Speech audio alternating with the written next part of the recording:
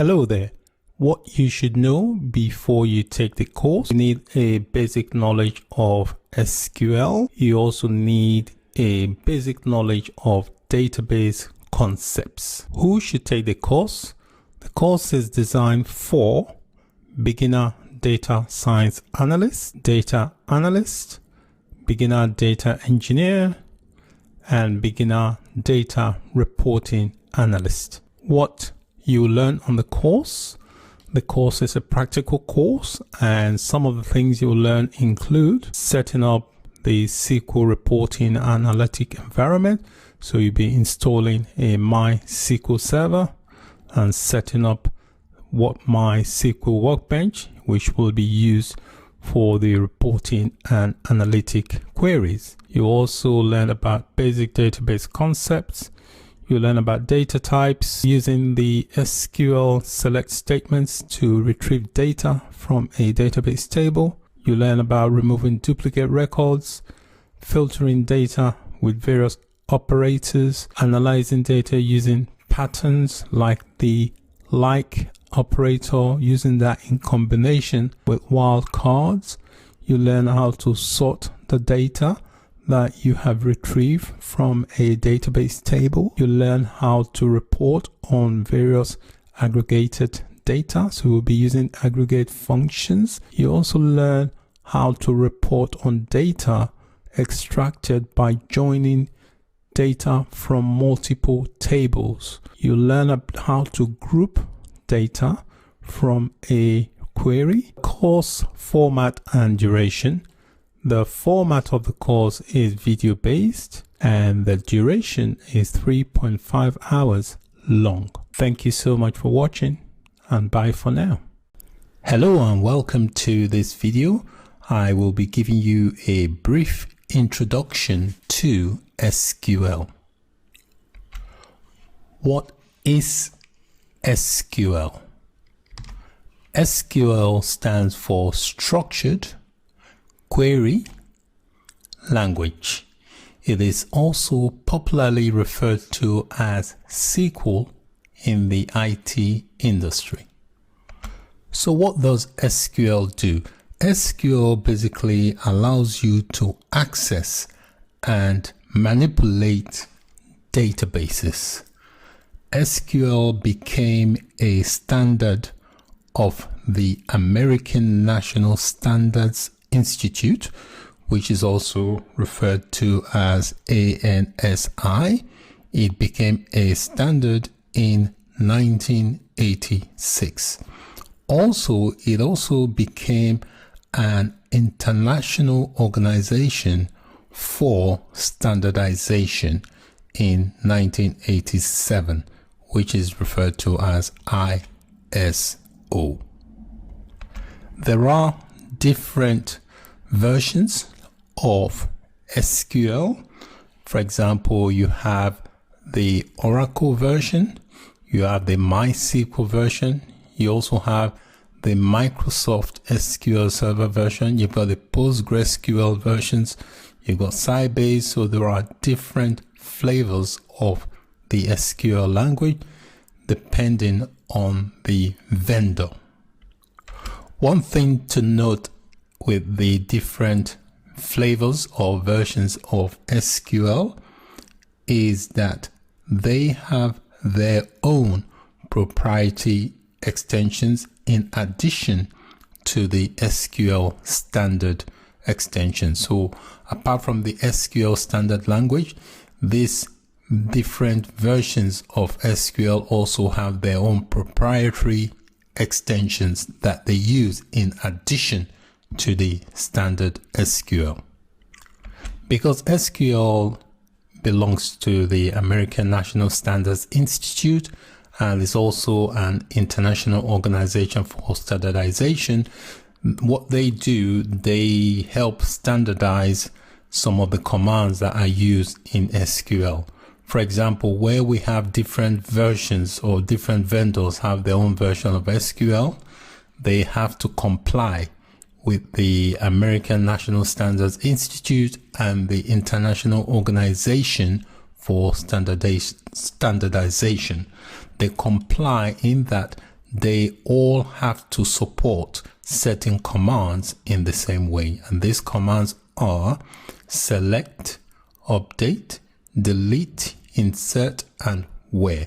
So all these commands, when you use them with different versions or flavors of SQL, they must be supported in the same way. That's what this standardization enforces. SQL is very useful and there's a lot you can do with it.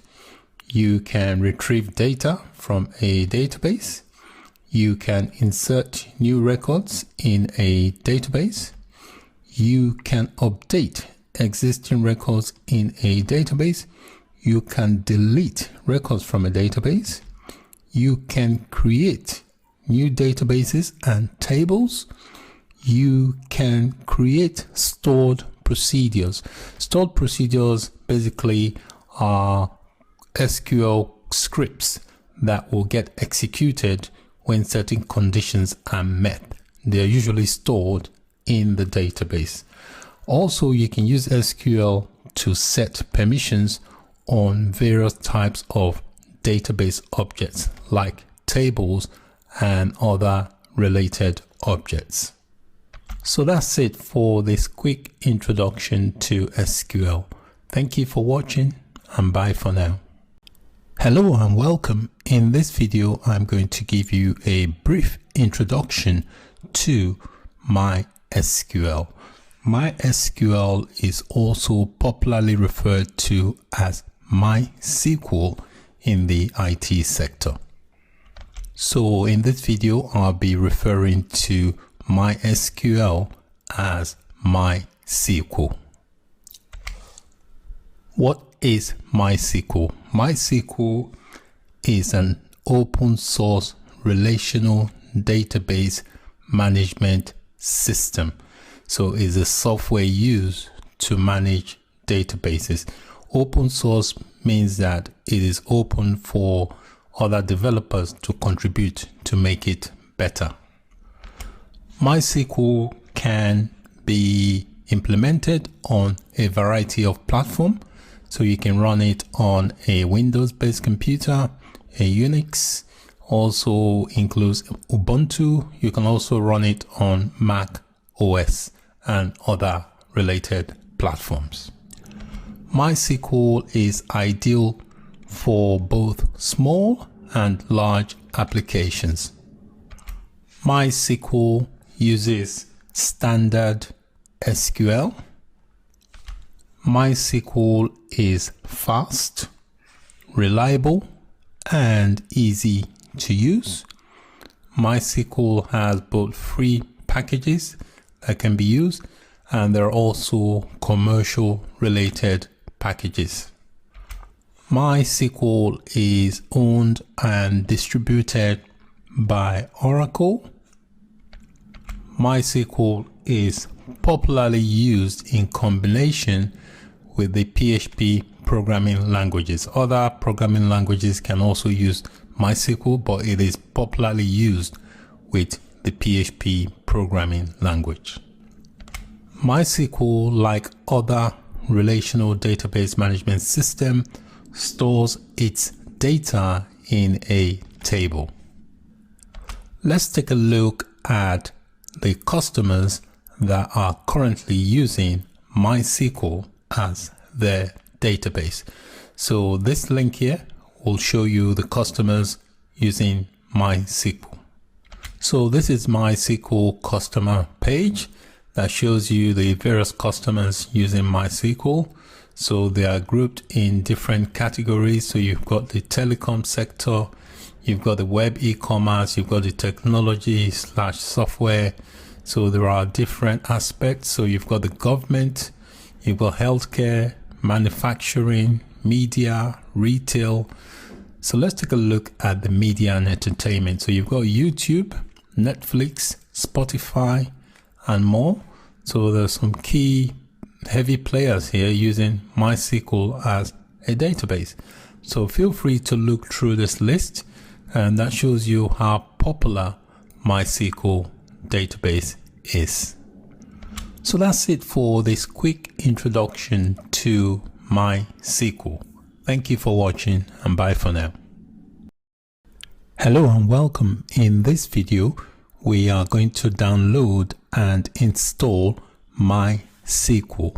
We are going to be using an installer to install MySQL and other related software that you would need to work with MySQL. So what is an installer?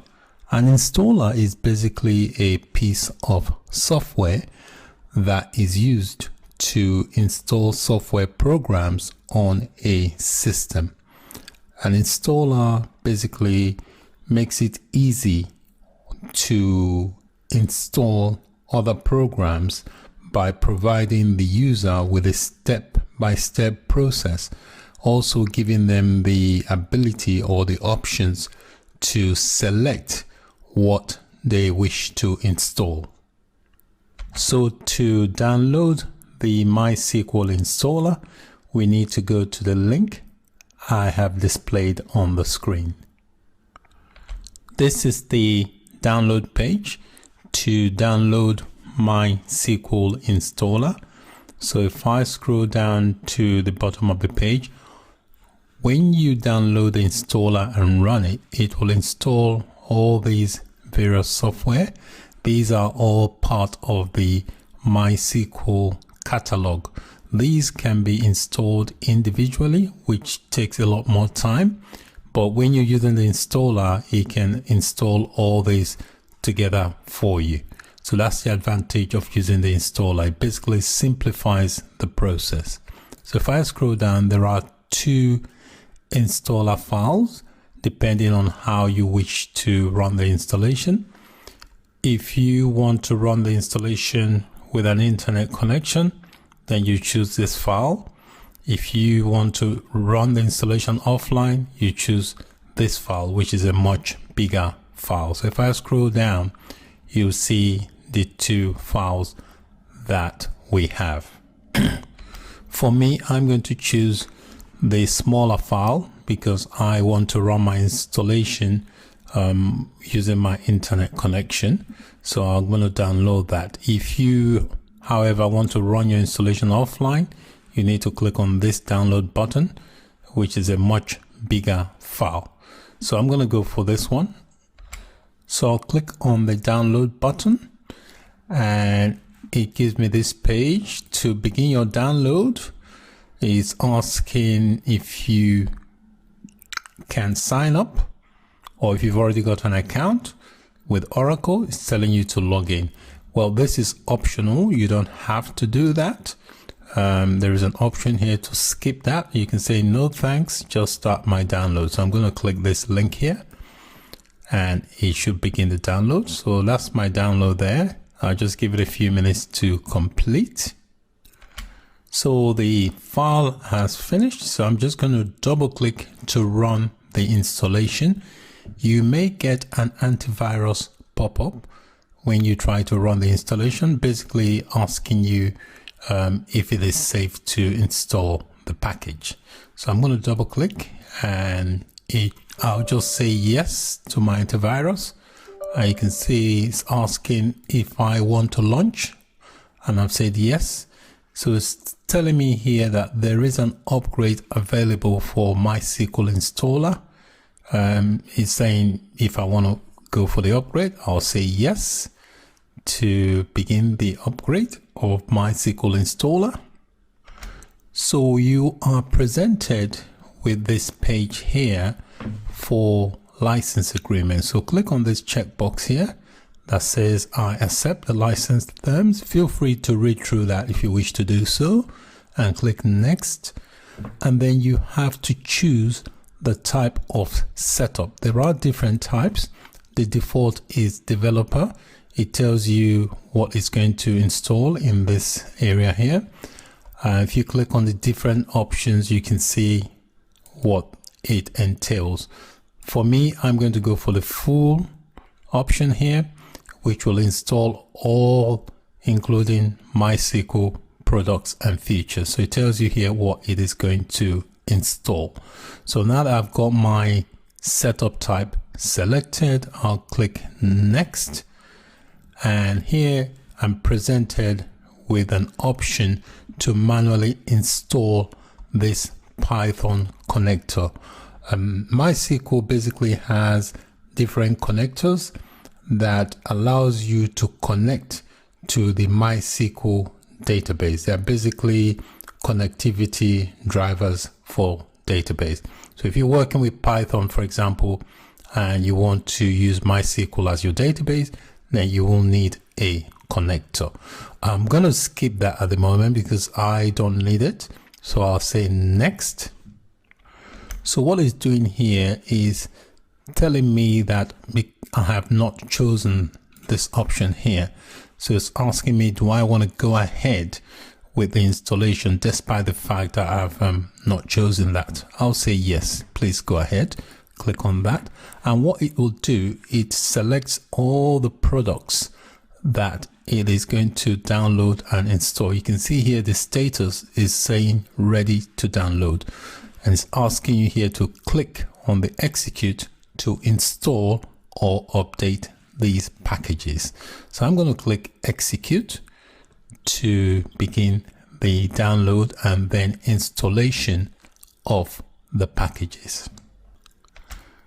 So the packages have all been downloaded and installed.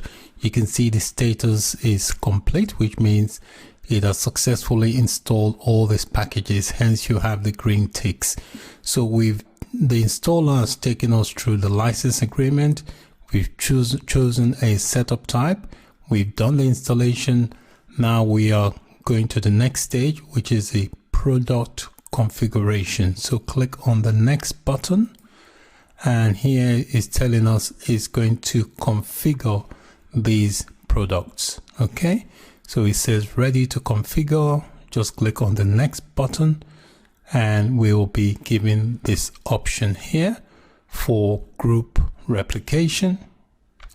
So you have an option here to select this standalone MySQL option. It tells you what the option does, and then it gives you this option here also as a sandbox. I'm going to choose the default, which is standalone. I'm going to click next, and then here I have type and networking. So we need to configure what type of SQL Server we want to set up. So in the drop down here, there's different options here. We've got the development, which is the default. We've got the server computer. So if you have several server applications that will be running on this computer, you need to choose that one. And then you have the dedicated one, which is this one here. So what I'm going to do, I'm going to leave it on the default, which is a development computer. And then for connectivity, I need to make sure that the TCP/IP is checked because we're going to connect using that. And I'm going to leave this port also checked. And here we're going to open the Windows firewall ports for network access. So I'm going to leave the default settings for the type and networking. So the next, click on the next tab to go to the next configuration. It's asking you for authentication method. It's saying to use strong password encryption for authentication. This is recommended. And then it says use legacy authentication method, blah, blah, blah. So I'm going to go for the recommended option. I'll click next. And then you need to specify the accounts and the roles. You need to specify a password for MySQL root. It's very important that you choose a password that you can remember later. Because this is development, it doesn't have to be a strong password, but choose one that you will remember. So I have entered the password and confirmed it. It's telling me that my password strength is weak, and doesn't really matter because this is just a development machine. And then here also is giving an option here to add a user. So if you wanted to add users to your server. This, you can also do it here. It says create MySQL user accounts for your users and applications, and then you can also assign a role to the user that consists of a set of privileges. This you can also do at a later time. So for now, I'm just going to click next, and then here it's giving you an option to configure Windows service. So here for the Windows service, you have to provide a name. It's giving you a default name there. Because this is development server, just accept the default. You can change that if you wish to do so. And then you also have the tick here that says start the MySQL server at system startup. So when you start up the system, it will automatically start up the MySQL server. So leave that checked. And then it's asking you how you want to run the Windows service. It's giving you a default here of using the standard system account. I will recommend you accept that and just click next. And then it's telling you here to click on this execute button to apply all the configuration changes. So it tells you, giving you what the configuration steps are here. So by applying the execute button, it will apply the configuration settings. So I'm going to click on that, and you can see it's going through the various steps of applying the configuration. Once the configuration has been applied, you will get this little message here saying the configuration for MySQL Server was successful. Click on finish to continue. So I'll click finish, and you can see it's giving you a next button. We now have to move over to the configuration of the router and the samples and examples. So click on next, and then here it says configure MySQL router for InnoDB cluster. No, we're not going to do that because I have not chosen this InnoDB cluster. I'm going to skip that and just click on finish. And you can see here it says initial configuration. So it's still initially configuring the router. The router basically is a lightweight middleware that provides transparent routing between your application and any back-end MySQL server. So it's basically the function of the router is to provide transparent routing between your application and any of the back-end servers. So once you've got this button here, if it's highlighted, it means you can progress. Click next. And here you're given the option to connect to the server, and that's the name of, that's the server, that's the port. Make sure you take notice of the port in case there are any issues. It's asking for a password. The username to connect to the MySQL server is going to be root. The password will be the password that you would have set during the configuration. So I'm going to enter mine. I've entered mine. Just click on check, and if your password is successful, you can see here it says connection succeeded. All connection succeeded. Just click next, and it says press execute to apply the changes. I'm just going to press execute. So once the configuration operation has completed, you will get this finish button highlighted. Just click finish, and it tells you about product configuration. The router says initial configuration because we didn't actually configure it as such, hence it's showing initial configuration. We can click on next, and gives you an option here. It tells you the installation is complete. So we've gone through all the steps using the installer, and this is the final step. It tells us the installation is completed. You can copy the log to the clipboard. You can start MySQL Workbench after the setup. You can start MySQL Shell after the setup. I'm just going to uncheck that. I don't need to do that. And I'll just click finish. So this concludes the download and installation of MySQL. Thanks for watching and bye for now. Hello and welcome. In this video, I will be showing you how to download and install MySQL database on Mac OS.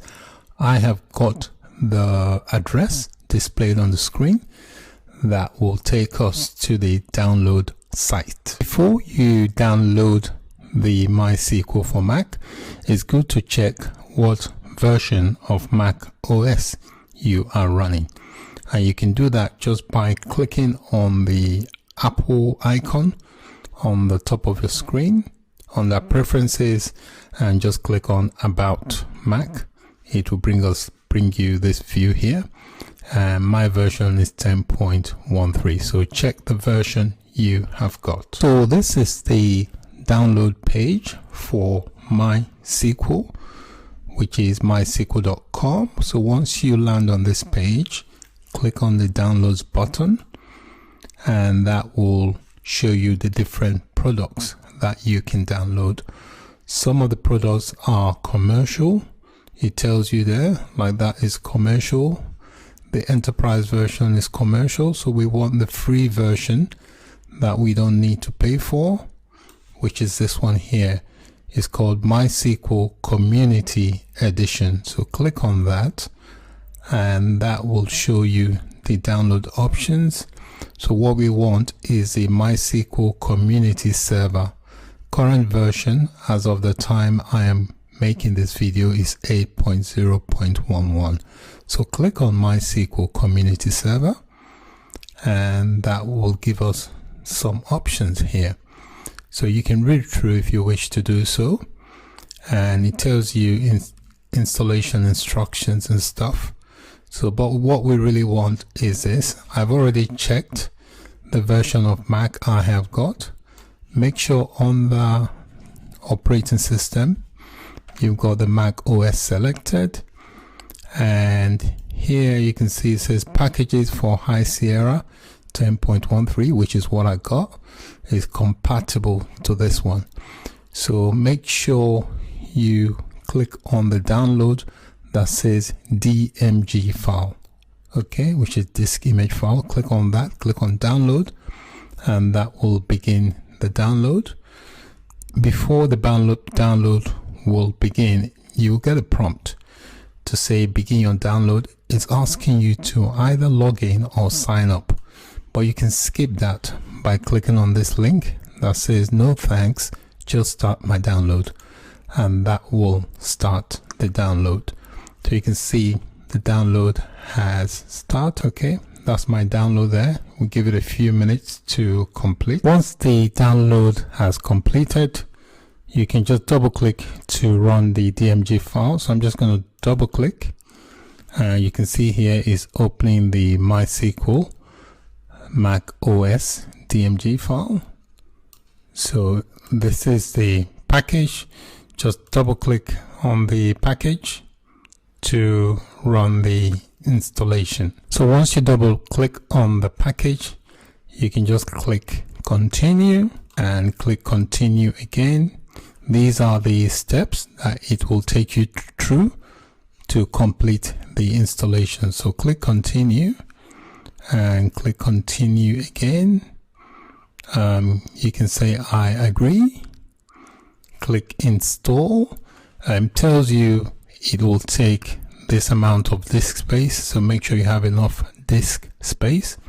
You can change the installation location if you wish to do so, but I'll recommend you just accept the default. Click install. It will prompt you for your password. Just enter your password to progress with the installation. Click install, and it's doing the installation. We'll just give it a few minutes to complete, and it's asking you here to use a strong password. It's giving you guidelines of how to set up your password. Click next. Then you have to enter a password. The username for you to log into the MySQL is called root. So you need to enter a password that you want to use with it. So make sure you enter a password that will be easy for you to remember. So I'm going to enter my password, and there's an option here that is checked. It says start MySQL Server once the installation is complete. So if you don't want it started, you can uncheck that. Click finish, and it's asking for your password again for your Mac. So this is your Mac password. So enter that in and click OK. And you can see it's performing initial database setup. So it's doing the configuration at the moment.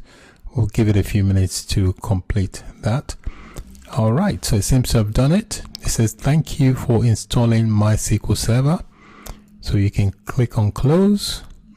It says, do you want to move the MySQL community installer to the trash? Yes, because we finished it, so we can move to trash.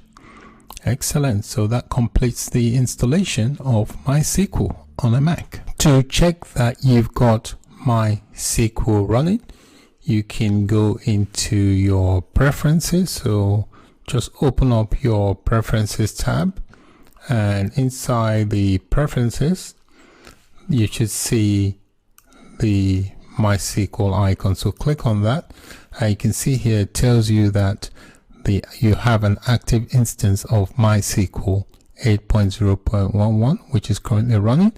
You can see here you've got this box checked which says start MySQL when computer starts up.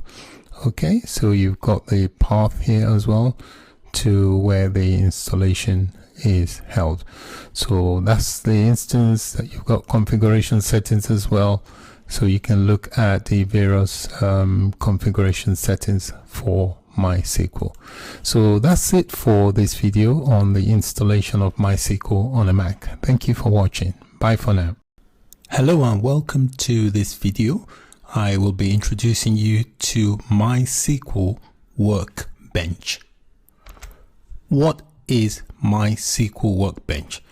MySQL Workbench is a comprehensive visual administrative tool. It can be used for database design and modeling. It can be used for SQL development. It can be used for database administration and also to connect to different databases. You can use it to perform database backup and restore. You can also use it for database migration. It is a very powerful tool that has a bunch of integrated tools for administrative purposes. So it's very, very useful for database administrators, for database architects, for developers, programmers, analysts, and anyone who works with database. It's a useful tool that you can use to perform all your database related administrative tasks. It also comes with an editor that you can use to query and manipulate the database. If you installed MySQL using the MySQL installer, it will also install the MySQL Workbench. So I'm going to access it, go into my all programs, and I'm using a Windows 10 machine. So I'm just going to scroll down and look for MySQL folder. So this is MySQL folder. If I expand that, you should see I have got MySQL Workbench, which is this one, version 8.0. So I'm going to click to launch it. So when you first launch the MySQL Workbench after the installation, this is what the screen looks like. So you've got different tabs here. You've also got some information in this area that says welcome to MySQL Workbench. So it gives you a brief description here, what to expect. Also here in this area here, it tells you you have a local instance of the MySQL router and give you the username to log into a database. And you've got an option to read the blog, discuss on the forums, and so on. So these tabs here are quite useful. If you want to script, you can click on the scripting tag. It gives you different options for scripting. There's an help menu also you can look through, and there is a MySQL Workbench forum. There's a blog, different tools, configuration. If you want to set up backup connections, restore connections, if you want to start the shell, if you want to connect to a database, let's try and connect to a database. So I'm going to click connect to database, and it's going to give me this option. If you've already connected to a database before, it will save the connection there. So I'm going to click on the drop down. I've only got one database, which is local instance. Okay. And then you have different options here. So you can click on the advanced if you want to. I would just focus on the default for now. It tells you the host name is localhost because you're running it locally. And that's the port is running on. The username is root. And if you press OK, it should give you an option for your password. So I click OK, and it will give me option to log in. So I just need to enter the password I entered during the installation of the MySQL configuration. So I've entered my password. I would not recommend you use this option to save the password in the vault. What that does, if you save the password, then it does not prompt you anymore for your password. That can be a safety issue in case someone grabs hold of your laptop or your computer, then they'll be able to access your database. So I don't recommend you use that option. So I'm going to click OK to connect me to my database. You can see here I've logged into my database successfully. So it tells me the status of the server, give me different database options here. So this is just a quick tour of the MySQL Workbench, but feel free to go through at your own convenience. And there is a useful help option here. Just search for anything you're not sure of and just experiment by going through the various tabs you have. And also the icons here, if you put your mouse over it, it gives you a description of what each of these little icons do. So that's it for this quick introduction to MySQL Workbench. Thank you for watching, and bye for now. Anything you need to do on the MySQL database, you're going to be doing it using the MySQL Workbench. Bye for now. Hello and welcome to this video. I'm going to introduce you to some basic database concepts. I'm going to start with a database. What is a database? A database is basically a collection of organized information or data that is stored in a table. So let's take a look at an illustration of what a database looks like. So this is a basic illustration of a database. So a database stores information or data in a table. So this is basically a table, and a table consists of columns. The columns are the ones across in blue, and it also consists of rows. These rows are known as records. So each record is unique in a table. So we now know that a database stores information in a table. What is a table? A table basically stores information in rows and columns, just like in an Excel spreadsheet. So if we take a look at the illustration I showed you previously, we can see that this is a database that consists of a table, and the table has information in rows and columns. So these rows are horizontal. Okay, so these are all rows. They are horizontal and they represent unique records in a table. The columns or fields are in blue and they are vertical. So age, city, address, last name, and first name can be referred to as columns or fields in a table, while the rows here are referred to as records. So each record should be unique in a table. Next, I want to introduce you to the concept of a relational database. A relational database basically is a database where two or more tables are related. So I'm going to show you a quick illustration. So this is an illustration where we have several tables in the database. So this customers is one table, orders is one table, other items is another table, products is another table. So with a relational database, there must be relationship between two or more tables. If we take a look at the customers table here, we've got a customer ID, which is a column or a field in the customers table. We've also got a customer ID here, which is also a field or a column in the orders table. So you can see the dot representing the relationship because there's a customer ID there and there's a customer ID there. All right, if we look at this order items table and this order table, we've got an order ID, we've got an order ID. You can see the dot here representing the relationship.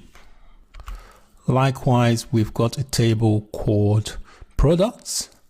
You can see that we've got a product ID and we've also got a product ID in this order item. So you can see the dot here representing the relationship between the tables. Next, we're going to look at what a relational database management system is, also referred to as RDBMS for short. A relational database management system is basically a software that is used to manage databases. So there are several types of relational database management system depending on the vendor. Examples include Oracle, Microsoft, SQL Server, MySQL, PostgreSQL, and many others. Next, I'm going to introduce you to the concept of a primary key. A primary key basically is used to uniquely identify each record in a database. Most primary keys must contain unique values.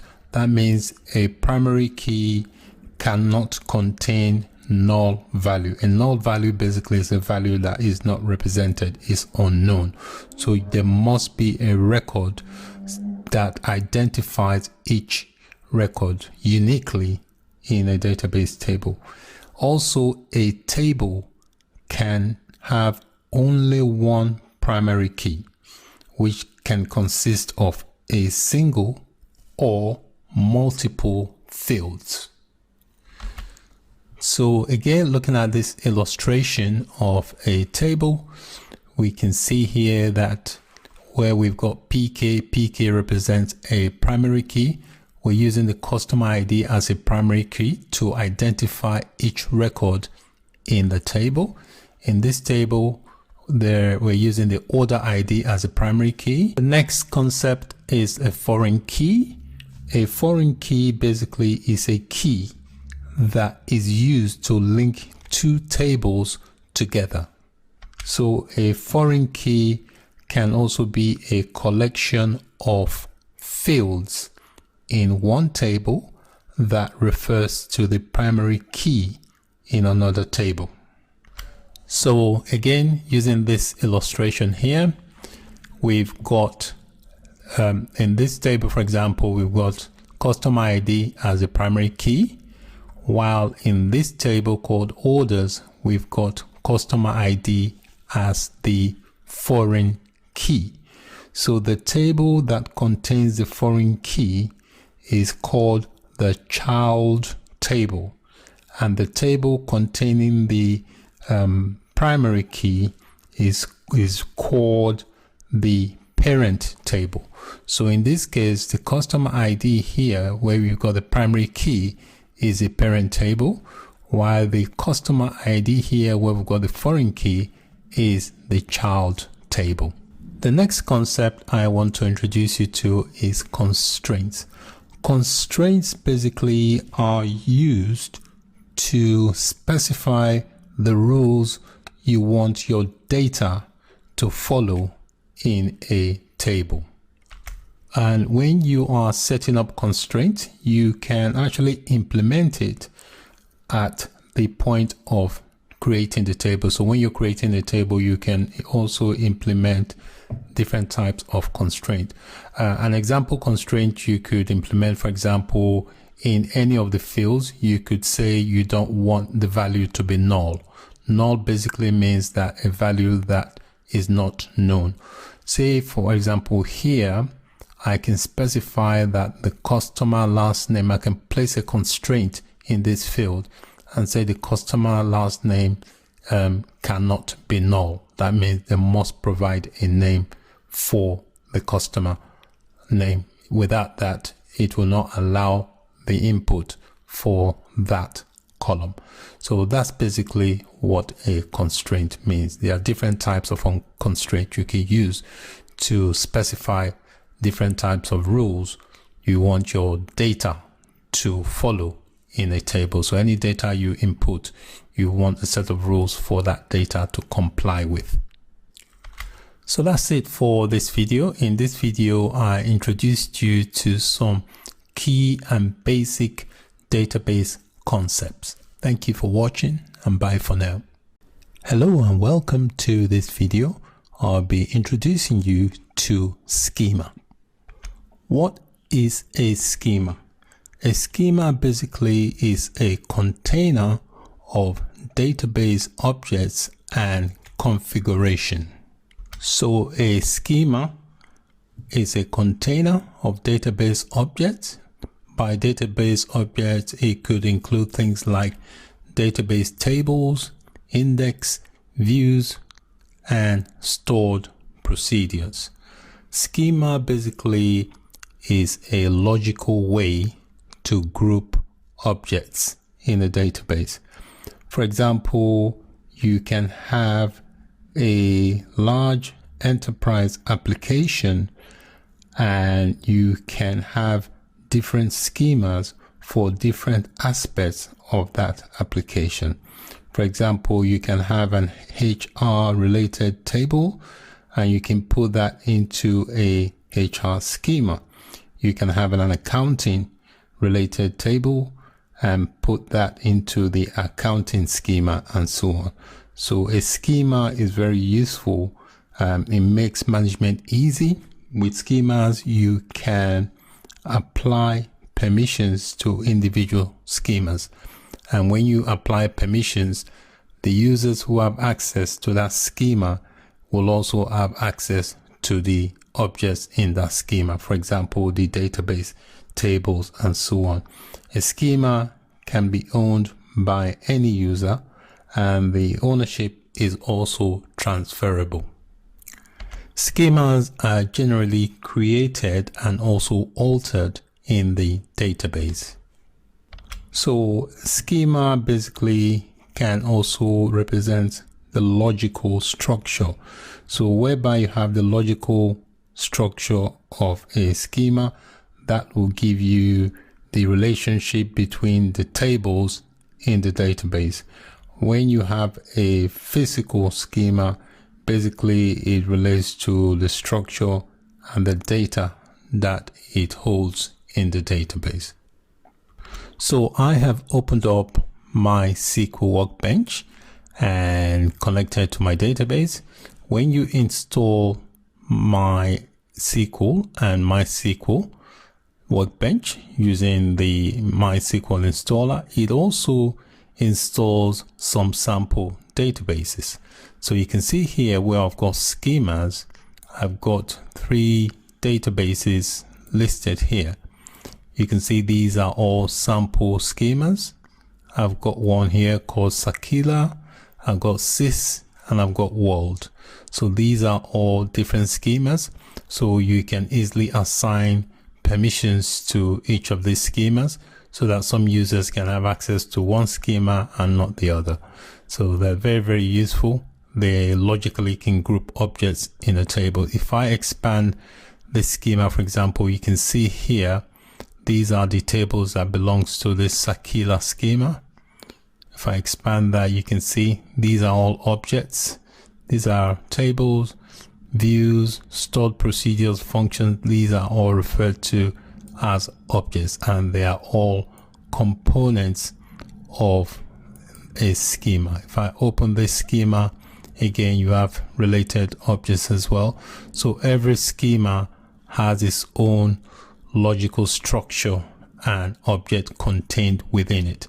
It's really useful to implement schemas because you can isolate different schemas whereby you can give access to certain people and lock it down so that those who are not meant to access certain tables in certain schemas will not have access to it. For example, if I had a finance schema, I could have one for HR, I can have one for maybe something else. So when you have the schema structured in that way, you can easily set permissions on the schemas and then lock them down. So basically, schemas are logical or containers that you can use to hold database objects.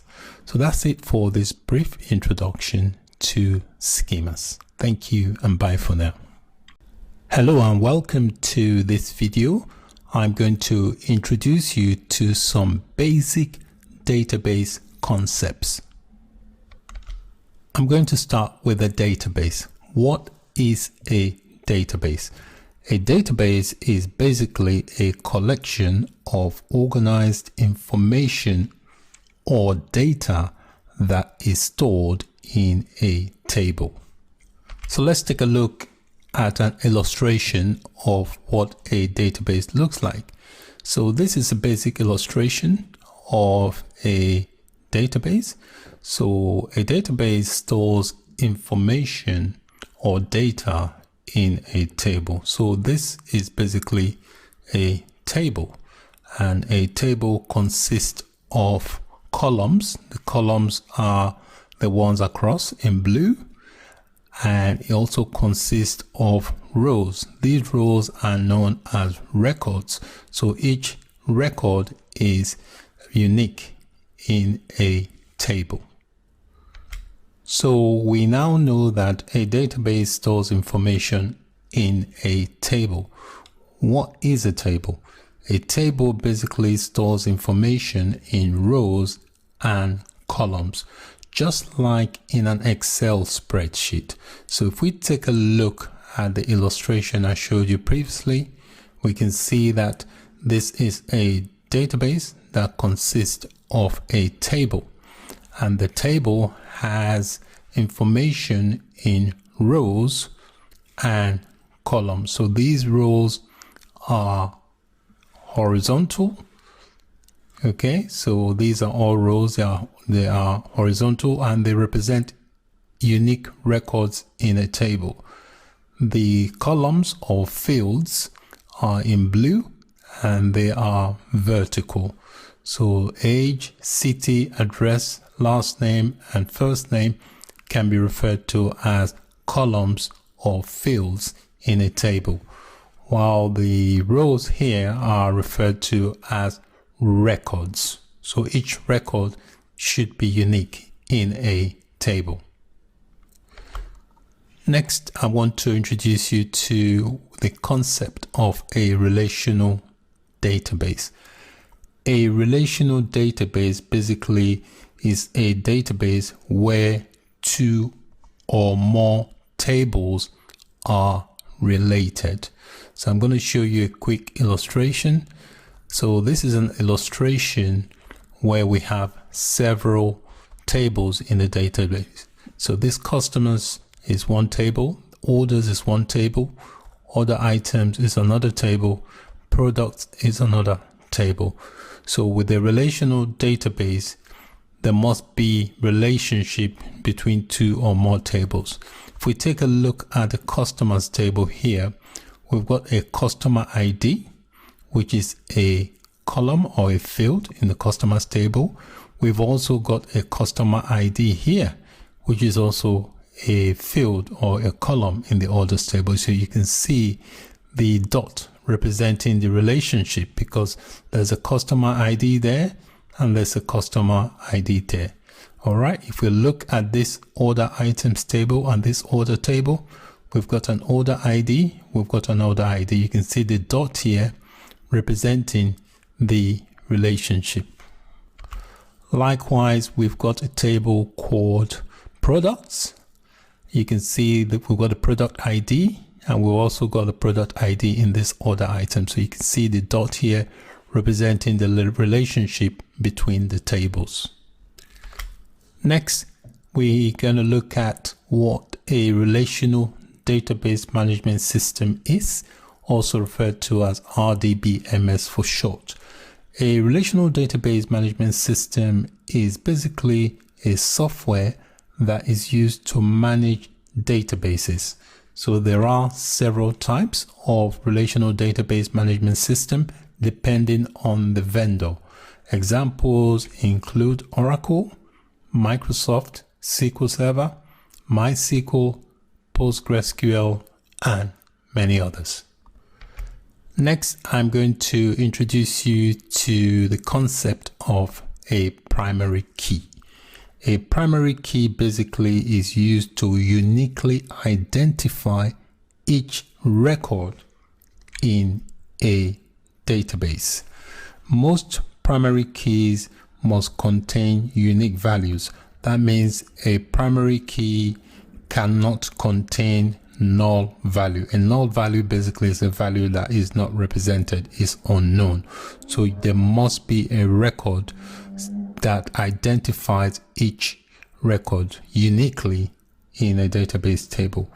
Also, a table can have only one primary key, which can consist of a single or multiple fields.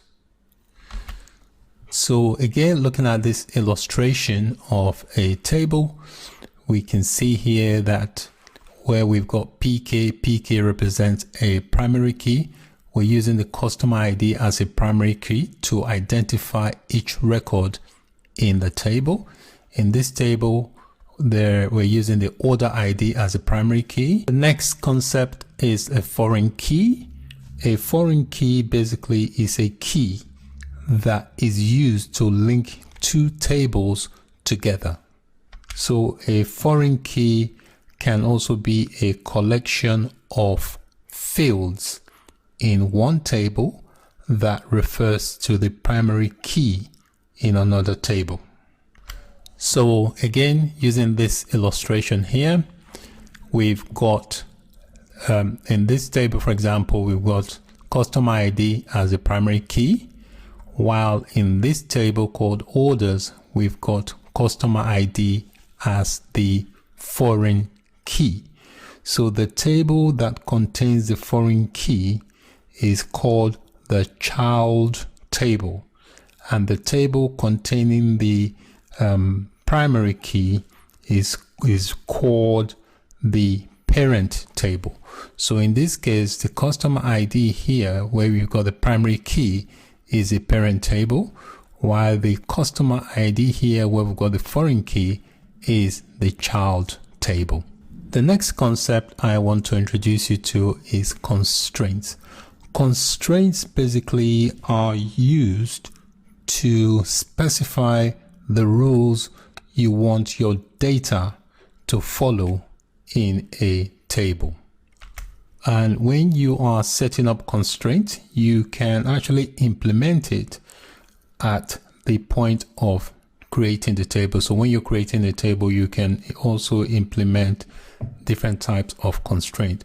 An example constraint you could implement, for example, in any of the fields, you could say you don't want the value to be null.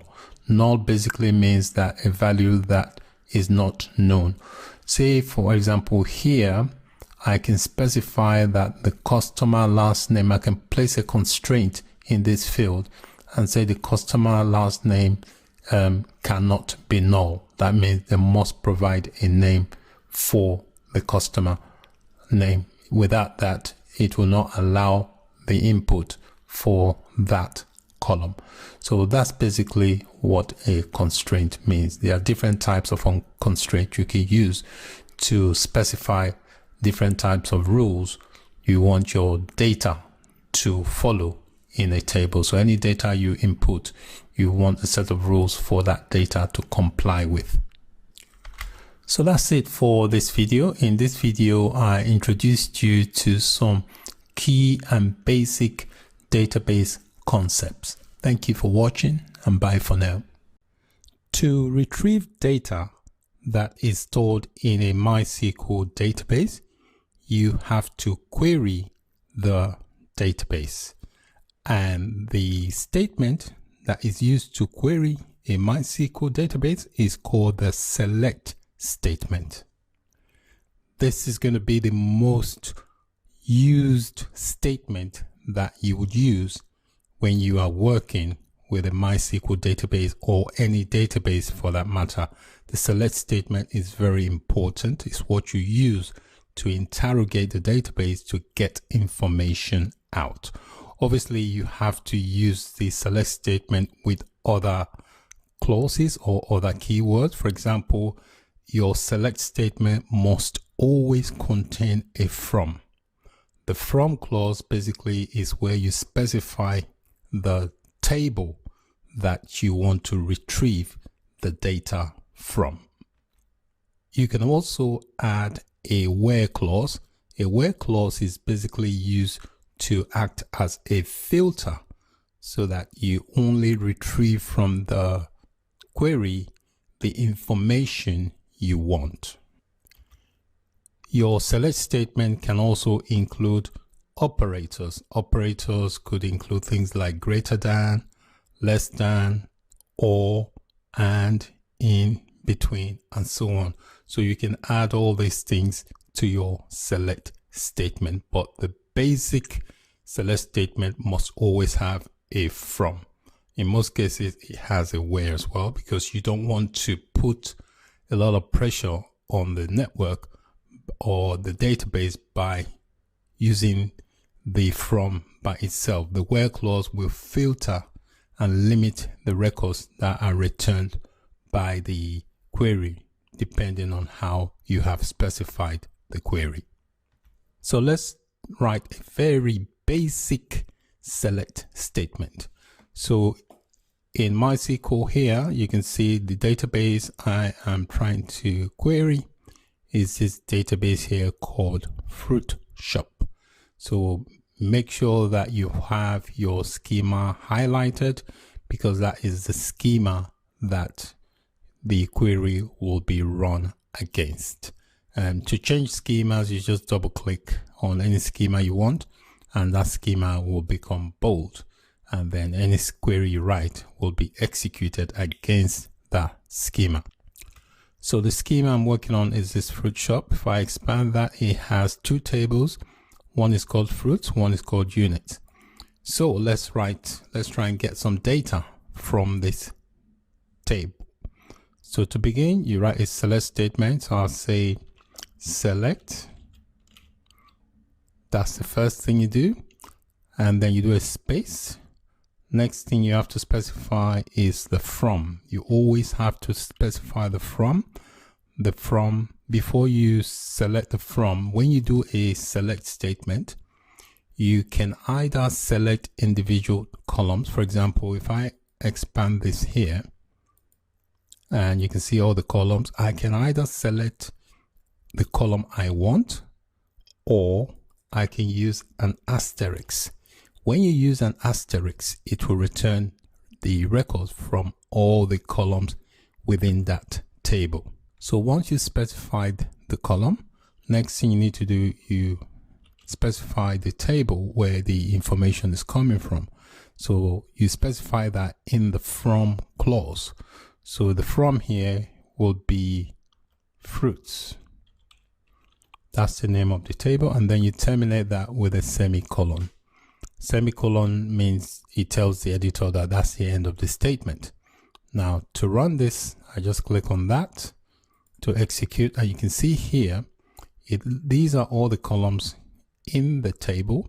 You can see it has returned all the records from that table.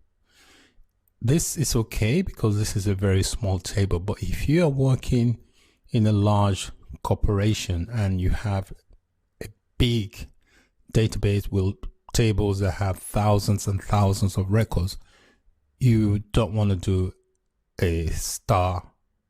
You don't want to use the star because that will return the records from all the tables. So it always helps if you know the columns or records you want to query data from. So you could also select individual columns. So if I can do the query again, rather than use the asterisk, I can say select, I'll just choose the column. I've got a fruit underscore ID. I do a comma, and then I'll do a fruit underscore name. So there I've specified the columns I want, and then I can come here and do a from. You can have your select statement on one line, or you can split them in multiple lines. It's up to you. Then I'll select from, and the name of the table is fruits. So this is one way. And if I run this query here, it will give me the same number of rows, but it will limit the columns. You can see here it's always returned the information from 2 columns based on the column I have supplied in the select statement. Another thing you can do is use the where clause to filter the records that get returned by the select statement. So I could write another query like this. I could say select star, okay, from. Anywhere you see the asterisk, it means it will return all the columns. That means you don't need to specify what column. So I say select star from the table called fruits, and I'm going to add the where clause, which will act as a filter, and I'll say where the unit underscore ID is equals to 1. So now if I run this query, I'm just going to highlight that and run this, and you can see here it has returned only the record that matches this criteria. You can see here I've got the unit ID 1, so the only 2 records matches that. This is another useful way of querying a table because it limits the traffic on the network, and your queries get returned fairly quickly because you're not querying the entire database table, you're just querying the information you want. So the where clause is useful in that it will help reduce the amount of records that gets returned back. So that's it for this video on using the select statement to query a MySQL database. One of the advantages of using a select statement is that it does not change or alter the structure of the database or the database table. A select statement will only ask for information and get the information back, but it cannot alter the structure of a database or a database table. Hello and welcome to this video. The distinct keyword is basically used within an SQL statement to remove duplicate rows from the result set of a query. When you execute some SQL statements, it is possible that the result will contain some duplicates. So to remove them, you need to use or include the distinct keyword in your statement to get rid of them from the result of that query. The distinct keyword does not remove the duplicates from the table. It only removes the duplicate from the result output of the query. Let's consider the following query I have in the query editor. So this query here does not include a distinct keyword. So basically what I'm doing here, selecting the first name from the table, this database called Sakila, and the table I am selecting the columns from is this column called actor, and the column here is first name. So I'm selecting this first name from this table called actor, which belongs to the Sakila schema or database, and this is a condition. I'm using the where clause to look for this condition, so it will only return results that match this condition. So what I'm saying here is that go get the first name from this table where the first name is like this. That means any first name that has a pattern that begins with AN. I want all the results. So let me execute that, and then you can see the output. So this is the output, because here I've specified that I want the records for everyone whose name begin with AN. All right, that's what the query is saying, and this is the output. You can see we've got Angela here, and we've got Angela there again. So that is a duplicate.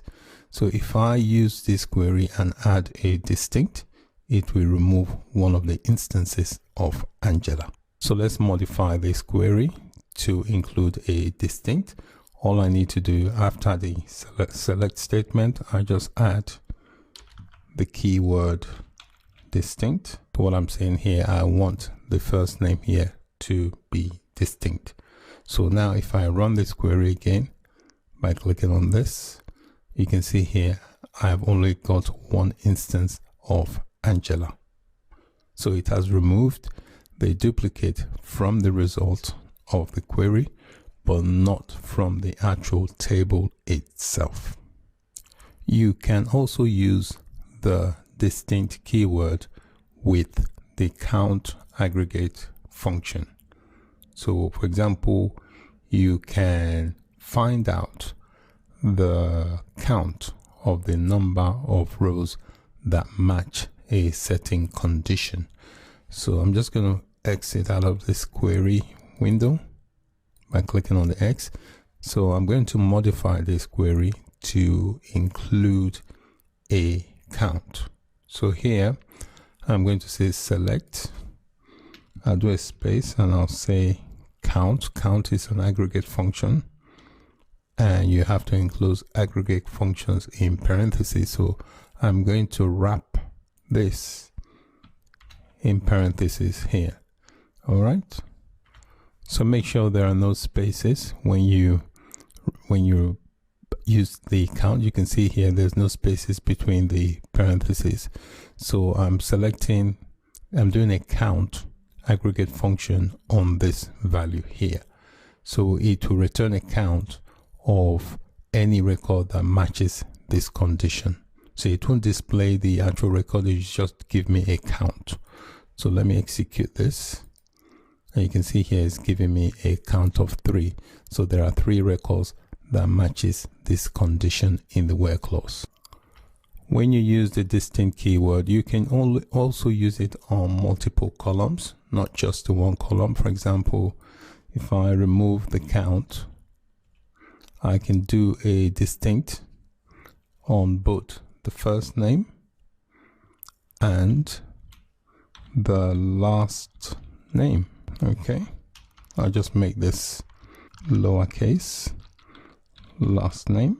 And now I'm just going to exit this result. If I run this again, you can see here I have a much larger output because I've used multiple columns, but also you can see that there is no duplicate returned in the result set. So that's basically how you use the distinct keyword with your select statement. So the key function of the distinct keyword is to remove duplicate from the result of the query. Thank you for watching. Bye for now. Hello and welcome to this video. The where clause can be used within an SQL statement to narrow down the result set of a given set criteria. So when you use the where clause, you specify a criteria within the where clause, and that will determine the result the query returns. Here's a very simple example. We have so far used the where clause during the course. This is just to reiterate the importance of the where clause.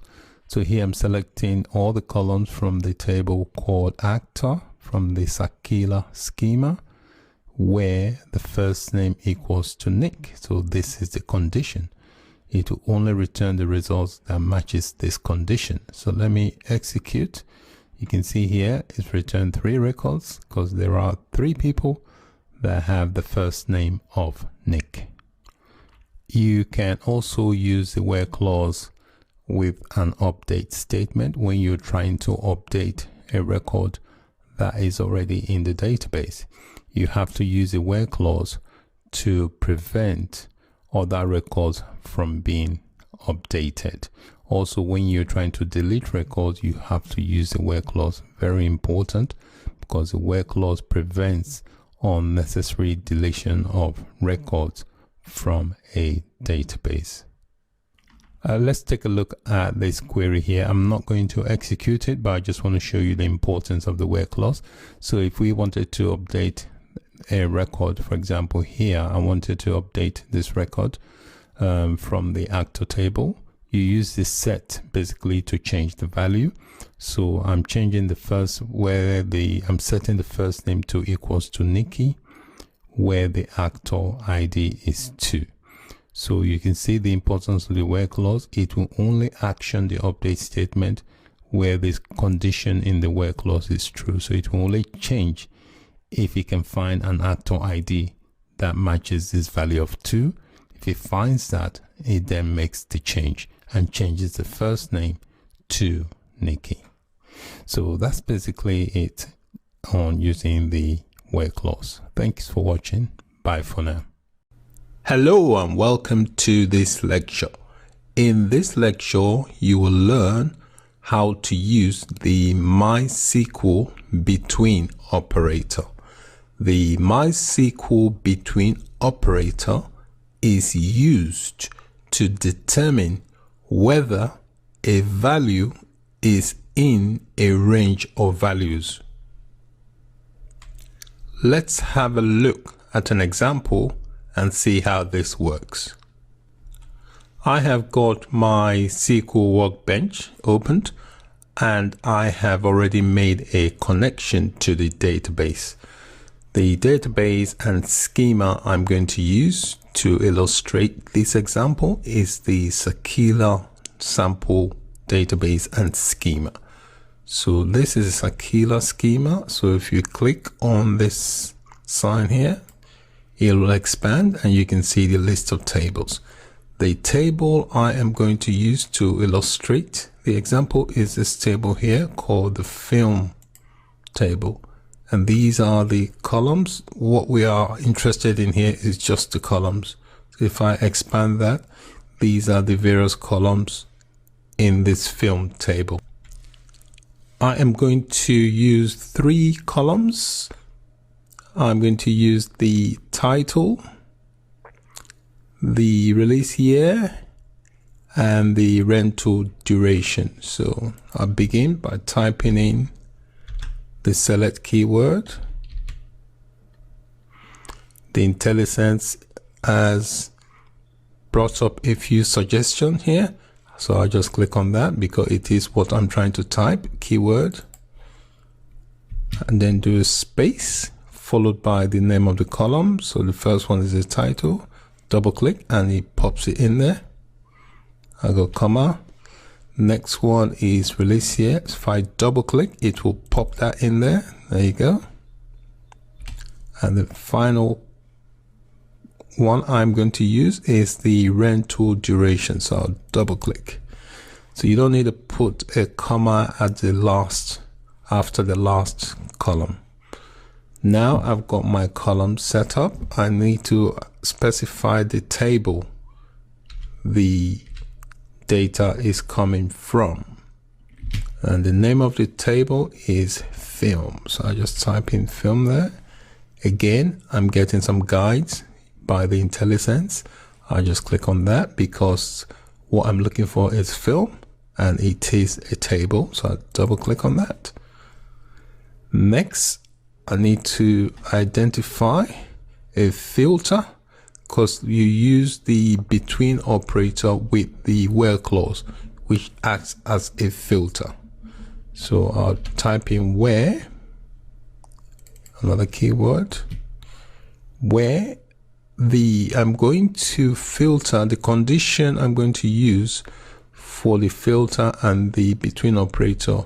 I'm going to use this column here. So where the rental duration is between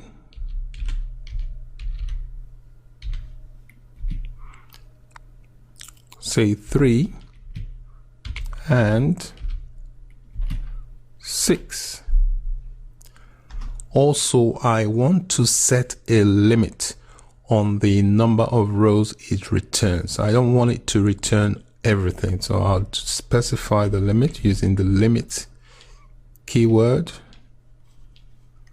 then I specify a number 7. So my query is all set. I just need to highlight and make it look a bit beautiful by going to edit, format, beautify query. You can see it looks much more decent. So we are ready. So line 6 here is the key. This is where we've used the between operator, and the between operator is used in combination with the where clause. The where clause acts as a filter, filtering based on this condition I have set here. The rental duration has to be between 3 and 7. So the between acts on a range of values, and the range I've specified here is 3 and 7. No, 3 and, let me change that to 6 actually. I'll make that 6. 3 and 6. So let me run this. Click on that and you can see it has executed. And if you look at this window here, is called the output window. Basically what this window does, it records your action. So it tells me here that the action I performed was a select statement, and these are the columns I used, the table, and it returned 7 rows, and this is the time it took. There are other options for this output window here. So you can click on the drop down arrow. It will tell you there is a text output. If you got a text you want to output. Also there's a history output that will output a history of the task or actions you have performed. Okay, so I'll leave it on action output because it tells me the action I have just executed. In this lecture, we learned about the MySQL between operator, which is used to determine if a value is within a range of values. Thank you so much for your time. Try and practice with a few of the options, change the values with the examples I have given you, and try and play around with it. That's the only way you're going to get used to it. Thanks very much. Take care and bye for now. Hello and welcome to this lecture. In this lecture, you will learn how to use the MySQL in operator to determine if a specified value matches any value in a list or query. The in operator is used to match a specified value in a list or query. The syntax to specify the in operator is within a select statement in the where clause. The where clause is where you attach the in operator. You specify the condition in the where clause, then you attach the in operator. So let's have a look at an example. To illustrate how the MySQL in operator works, we're going to use an example here. I am connected to the MySQL workbench and I've connected to the database. The database we will be using is a Sakila database, and the schema also the Sakila schema. So this is a Sakila schema. So let's expand that to see the tables. The table I will be using is the film table, and these are the columns from the film table. I'm going to use 3 columns. I don't want to use all of them. I'm going to use the title, the release year, and the rental duration. So these are the 3 columns I'm going to use: title, release year, and then the rental duration. So let's write the query. So we begin with the select keyword, type in select, followed by the names of the columns. So the first is the title. Notice the IntelliSense there giving me some guide. You separate the columns with a comma. The next column is the release here. So I'll type in release here. Again, the IntelliSense is giving me a guide. This is a very useful utility. So I just double click. That's what I want. Comma. The next, I want a release duration. So that's my 3 columns. Next, I specify the table. The table name is called film, which is this table here.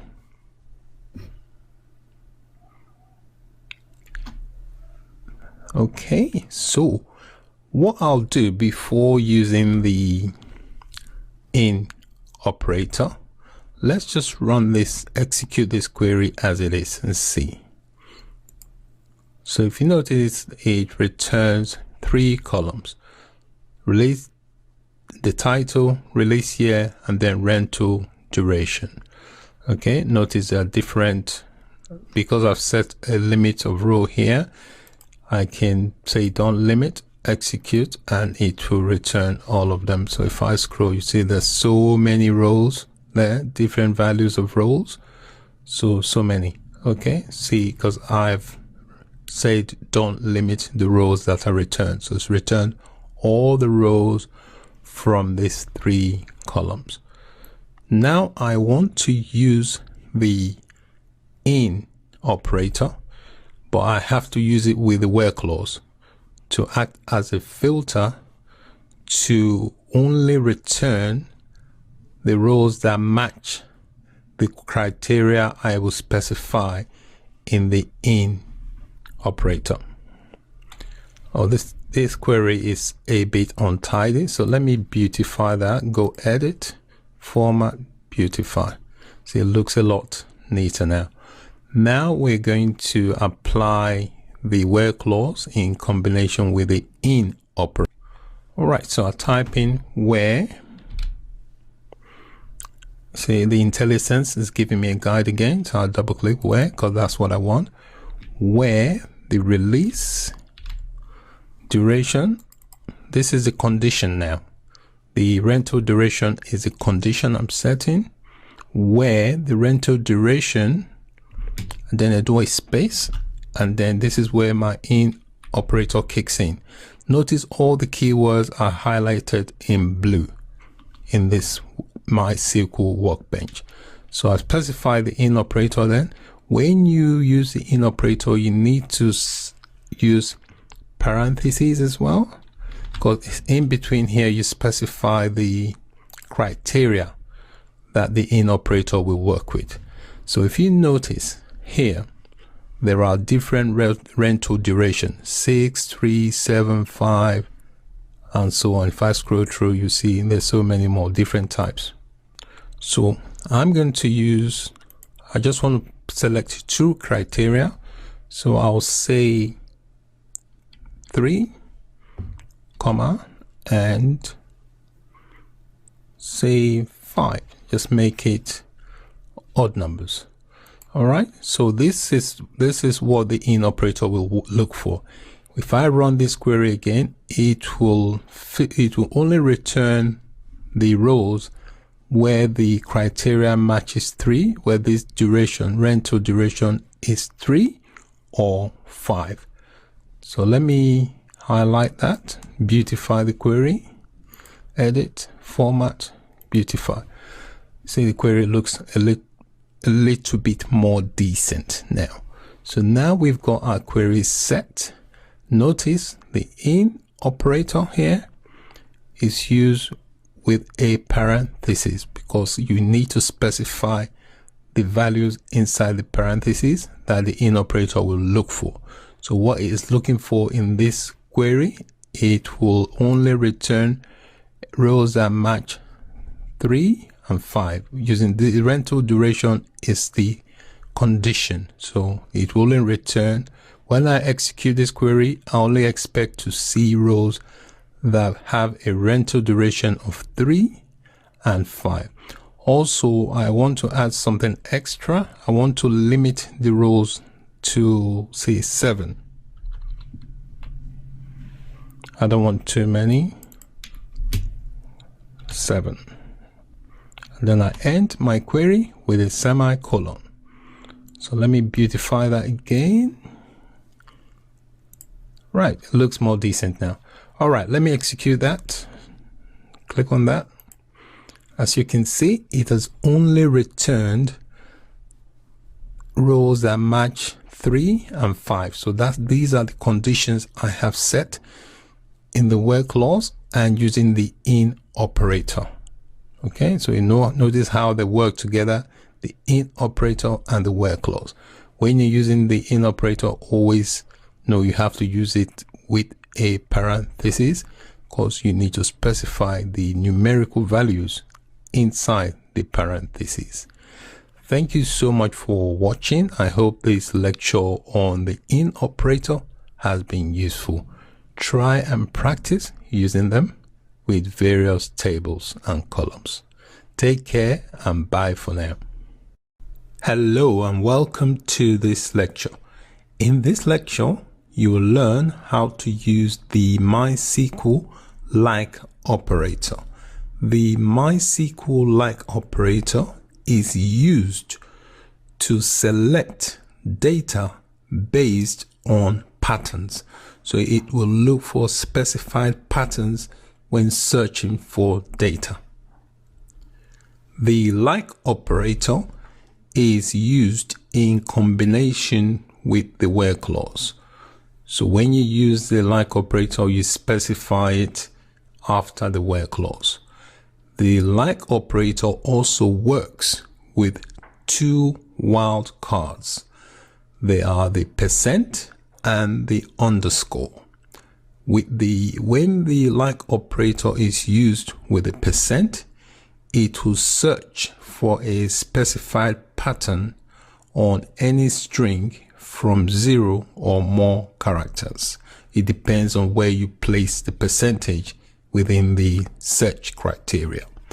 The underscore, on the other hand, is used to match only a single character pattern. So we're going to have a look at how these work. I have got my SQL Workbench opened and I have connected to the database.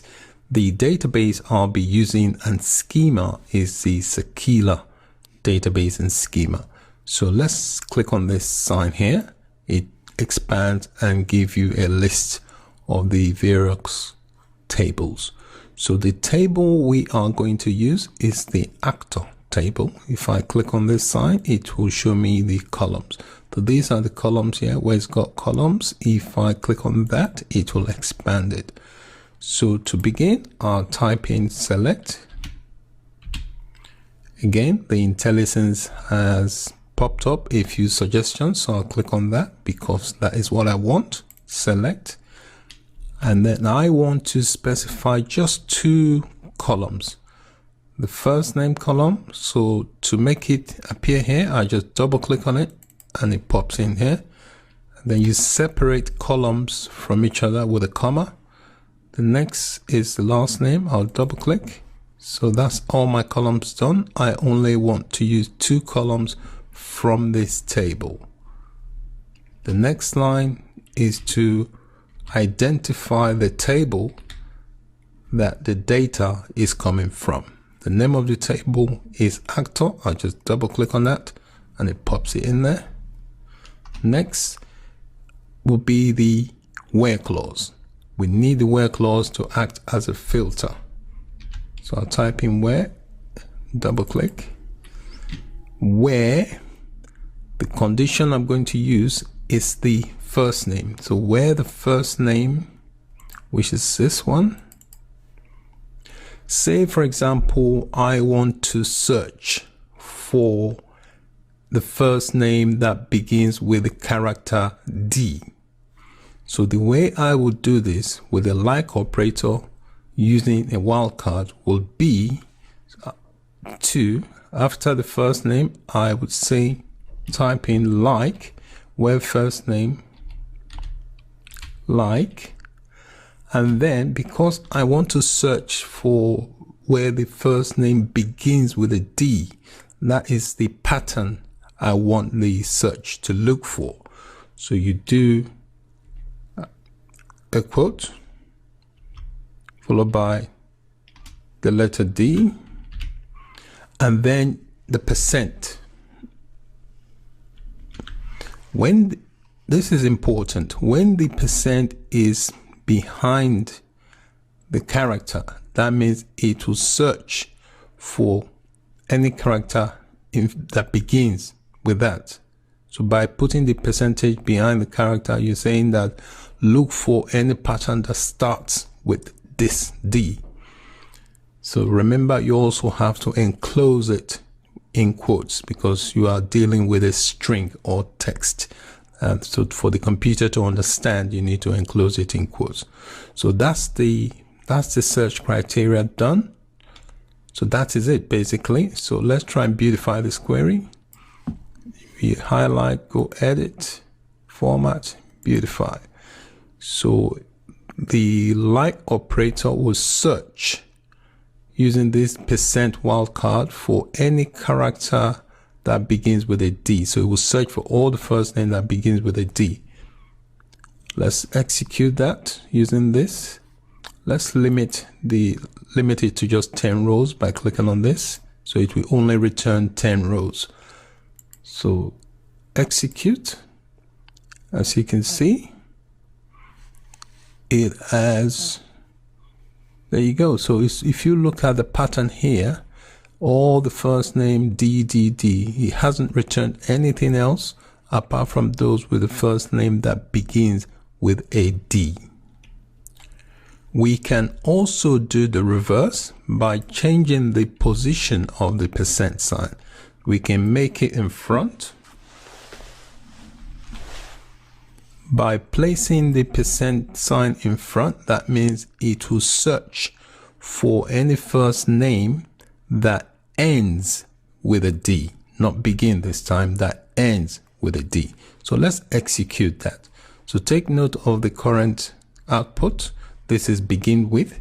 Now I'm going to do a search that ends with. So it will search for the pattern ending with D. So click to execute. You can see it ends with D. You got Ed, Richard. So we've changed the pattern. There is another operator you can use. You can use the not like. So if you want to search for a pattern that is not within the data, it will search for. So for example, I want to search for first name not like this, that doesn't contain D. So I'll just search. Okay, so it's return everything that does not end with a D. See? So if you look through the output, nothing there ends with a D because I've used the not like. So when you use the not like, it will exclude the criteria from the search result. Another thing you can do is use the $%. Say if you wanted to search for a pattern and you know that the pattern can either be in between the characters, anywhere in between the characters. So it won't be at the beginning and it won't be at the end, maybe somewhere in the middle also. You can use the $% sign to search that data out. So let's try that. Say if I wanted to search for a pattern ER. So any name ending in ER, I wanted to search for that pattern. What I will do, I'll put a % in front and a % at the back.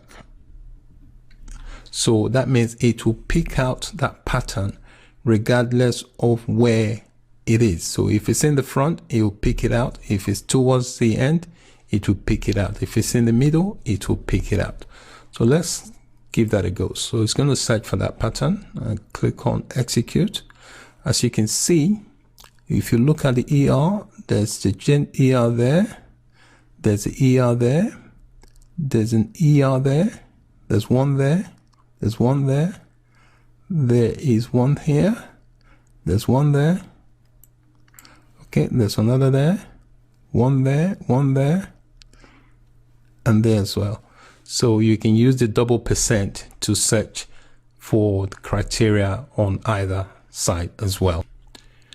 Now let's have a look at how you can use the like operator with the underscore, the wildcard. The underscore is a wildcard. So when you use the like with the underscore wildcard, it will only search for a pattern based on one character.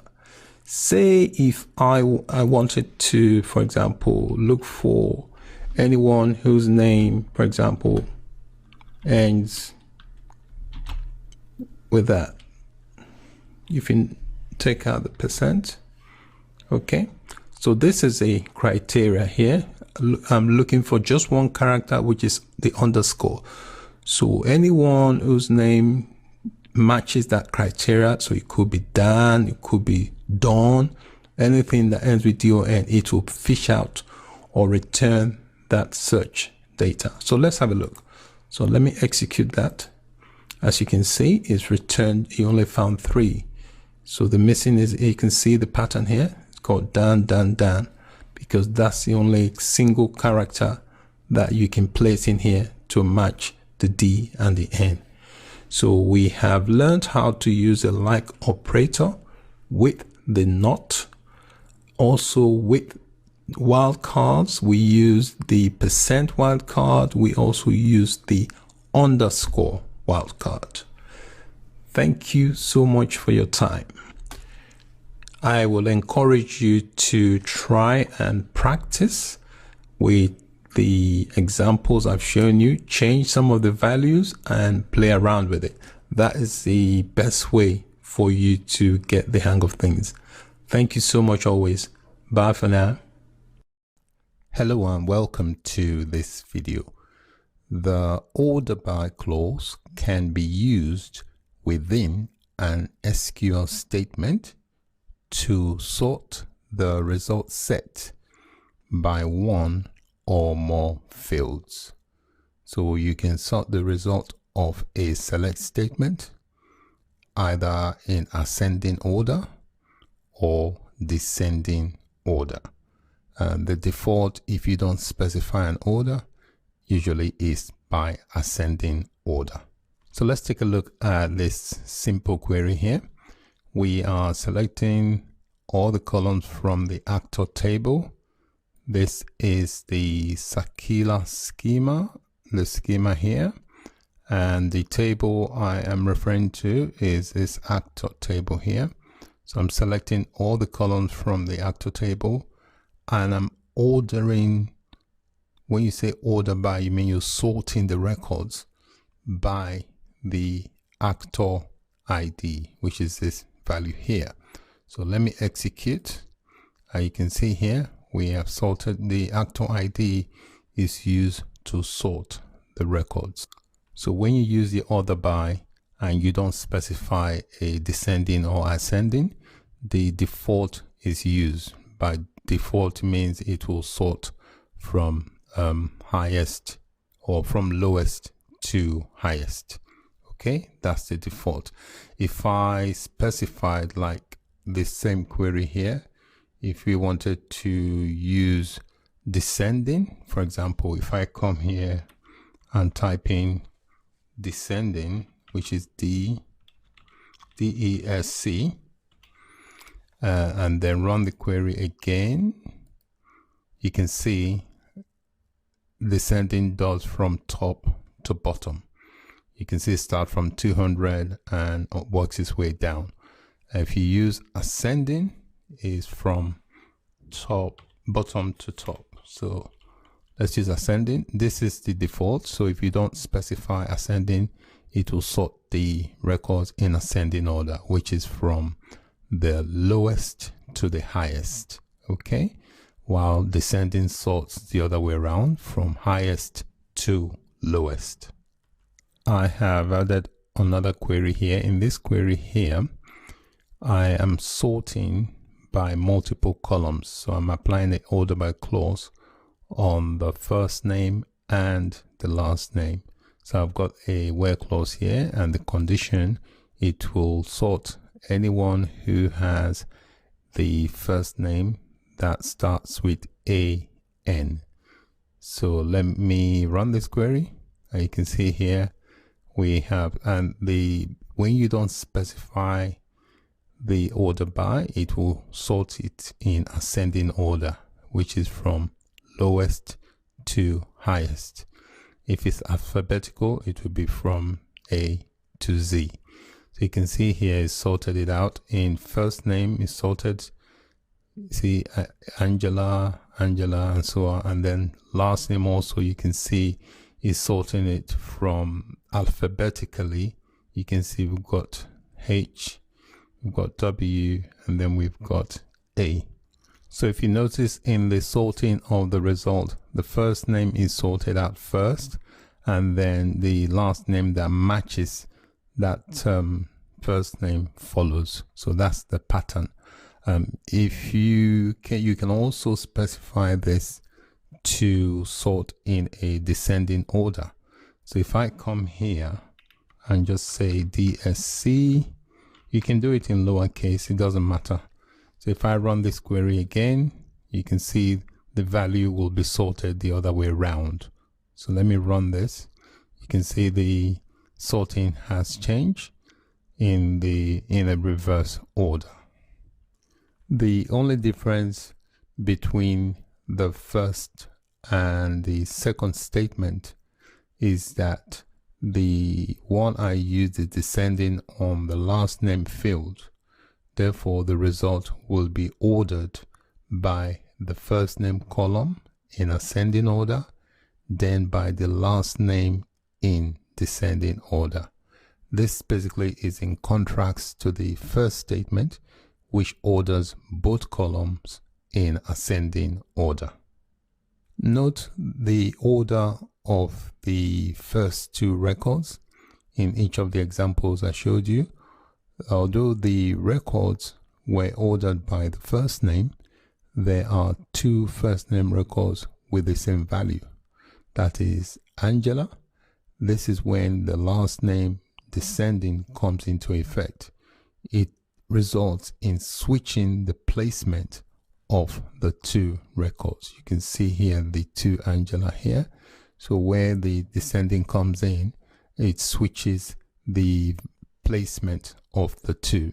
So if I take this descending out and then run the query without it, you can see here it has these two Angela, they've switched again because of the way it's ordered it. By default, it orders in ascending order.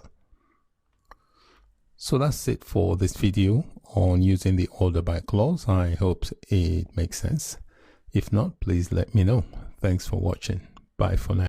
Hello and welcome to this lecture. In this lecture, I will introduce you to the MySQL limit clause. The MySQL limit clause is used to limit the number of rows returned by a result set when used with a select statement. The syntax for using MySQL limit clause is you specify the select keyword and then the column or columns from indicate where the table is coming from. The limit is usually at the end of the select query. So the statement, the limit, what that does, it limits the number of rows that is returned. So you can specify the number of rows you want, which is usually in numerical value. So the values can be 0 or positive integers. So anything from 0 and above, you can specify. Let's have a look at an example of how the limit clause works. I've already got my SQL Workbench open, and this is my query window. The database I'm using is Sakila, which is a sample database, and I'm also using the Sakila schema. So the table I want to use to illustrate is the film table, this table here, and it consists of several columns. But I'm going to use just one column, which is the title. I'm going to work on the title column and experiment with that. So I encourage you to type along with me. So I begin by typing in the select keyword. The IntelliSense has helped me there. And then I need to specify the column, which is title. Specify the title. Next would be the from keyword.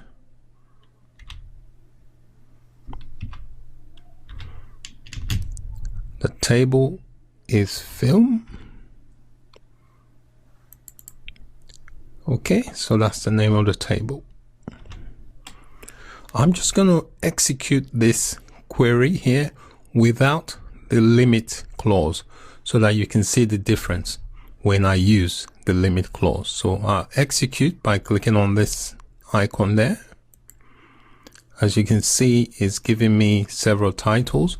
Here I've used a limit of 10 rows. So if I say no limit, it will give me all the rows from all the titles rows from this table here. So this is without using the limit clause. So now I want to specify using the limit clause. So to specify that, I'll take out the semicolon there and then type in limit.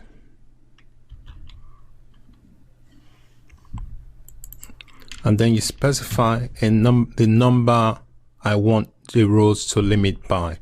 So I want to limit it to, say, 4. And then I specify semicolon. Let me beautify my query, highlight it, go to Edit, Format, Beautify. I always like the query to look neat, makes it easier to read. So now I've used the limit clause there to indicate that I only want the first 4 rows returned for the title. So let me execute that. So you can see it's returned just 4 because I've specified a limit of 4. So let me change that to 7 so that you can see, and execute this again.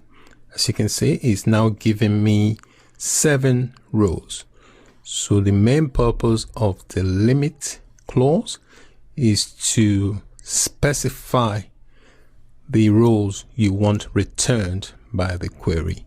If you notice here also in this drop down, the MySQL Workbench has also already done that for us. So if you don't want a limit set, you can use that. If you use any of these for this query, it will not work because it will ignore that and stick to this because I've already specified there. So if I specify 10 rows there and come here and change that to 2, it will ignore this and honor this. So let's try that. See that it's completely ignored what I've set there. Instead, it's used what I've specified within the query. So the main purpose of the limit clause is to restrict the rows that are returned in a MySQL query. Try and practice, play around with a few of the columns in the table and then change the limits and see how you get on. Thank you so much for your time. Take care and bye for now. Hello and welcome. In this video, we are going to be learning about subquery in MySQL. A subquery is basically a query that is nested inside another query. So it is a query within a query. Subqueries are a powerful concept that allows you to use the results of another query inside a where clause. This basically allows you to pass a dynamic value to the where clause, as the value will depend on the result of the query. Subqueries are normally enclosed in parentheses, and they can also sometimes be referred to as an inner query or inner select. So I've added a script here to illustrate how subquery works. So basically in this example here, the subquery is enclosed in parentheses. Okay, so what I'm doing here, I'm trying to retrieve the details of all the actors that appeared in the film with a film ID of 2. So we can do this because the film underscore actor table contains an actor underscore ID and also a film underscore ID column. So here, this script here is going to be run against the Circular database, which is a sample database for MySQL.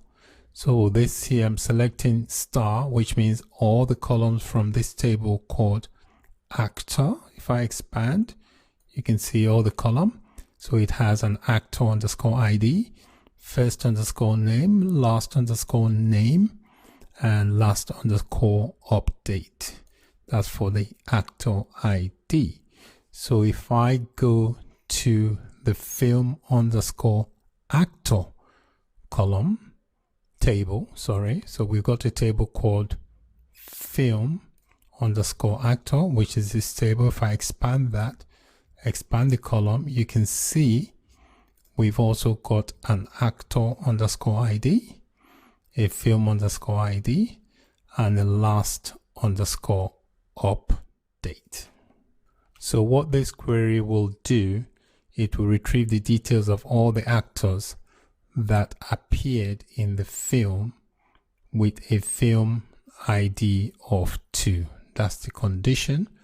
Okay, and we're able to achieve this because the film underscore actor table contains both the actor underscore ID and the film ID. So I've already showed you, see, that's the actor ID and that's the film ID from the film underscore actor table. So let me execute this query by clicking on this, and you can see here that is the result of the query here. I'm just going to limit it to 10 rows so that we have less from the output. Okay, so I'm just going to collapse this so that we can see the output. So there you go. So this is the result. I'll bring that up a bit so you can see from executing this sub query. So that's it for this video. In this video, I introduce you to the concept of subquery. A subquery is basically a query that is nested inside another query. So it's a query within a query. So that's it for this video. Thank you for watching and bye for now. Hello and welcome. In this video, I'll be showing you an example of a nested subquery. Nested subquery basically is a nesting of a subquery within another subquery. So you're nesting a subquery inside another subquery. So let's show you an example. Before I show you an example of a nested subquery, I want us to take a look at this subquery first. So this is a basic subquery, and in this example here, I'm using the film underscore ID, and this is because the film underscore actor table does not contain the film title. So if we take a look at the film underscore actor table, there's an actor underscore ID, a film underscore ID, but there is no film title.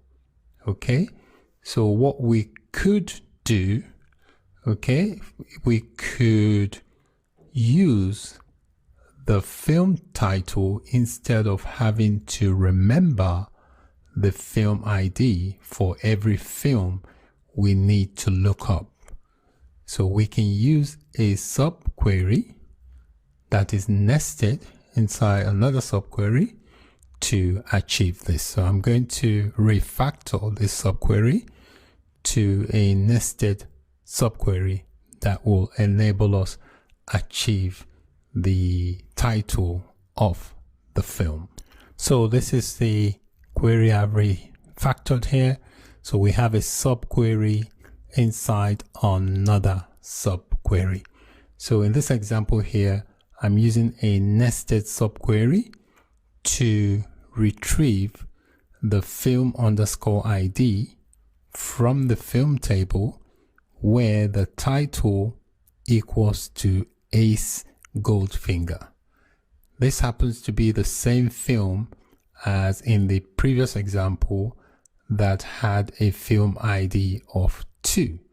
So therefore we are getting the same list of actors as the previous example in the earlier script I showed you.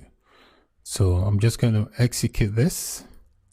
And you can see here we're getting exactly the same thing, but we've got the actor ID, the first name, and last underscore update. So now all we need to do is think of a film title and we can retrieve its actors. No need to try to remember the film ID. We can use this script to achieve that objective.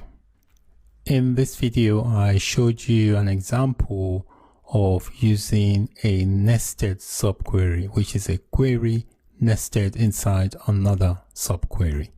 Thank you for watching and bye for now. Hello and welcome to this video. The char_length function is used to return the number of characters in the argument that is passed to the function. The char_length and character_length function, they both do the same thing. So this is a query here in my editor. I'm selecting the title, okay, and I'm applying a char_length function to this title. So basically what this is doing is going to count the characters in each title. These two will produce the same result because char_length or character_length, they both do the same thing. So I'm doing that from the film table.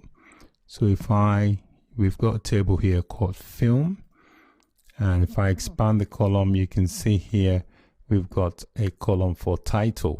That's what I'm applying this function to. So let me execute this and you can see what it does. There you go. You can see here it tells you, gives the character length of the title. So both the char_length function and the character_length function, they both do the same thing. You can see they're returning the character length of the title. So that's it for this quick video, just to show you how the function called the character length or char length is used. So you basically use that to find the character of a given column or data. Okay, thanks for watching. Bye for now. Hello and welcome to this video. The concat function allows you to concatenate or join two or more parameters. By concat, it basically means you are joining two or more parameters. Concat function returns a string that results from the concatenating parameters. So the parameters themselves don't necessarily need to be strings. For example, if the parameter is numeric, it will be converted into a string as part of the concatenation.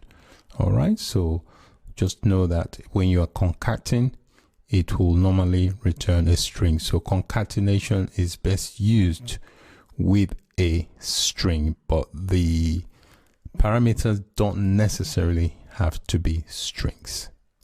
When I refer to the word string, I mean text. So here I've got a query that I've already staged. So I'm selecting the first name, the last name from the table called actor. I've got a table here called actor, and these are the columns. I'm selecting first name, last name from that table, and I'm doing a concat function on the first underscore name and the last name. Notice I've got this single quotes here. This means it will create a space after the concatenation has occurred. What this will do, it will join the first name and the last name together and then create a space using this single quotes. So let me execute so you can see what it looks like. So you can see here we've got the first name, we've got the last name, and then we've got the concat operation where it joins the first name and the last name together. We can see there's a space between them that's achieved because of this single quote here that creates the space. Without the space, the concatenation parameters will be joined together and you won't be able to tell. So the space is important so you can you can see the concatenation properly. So that's basically how you use the concat function. Thanks for watching. Bye for now. Hello and welcome to this lecture.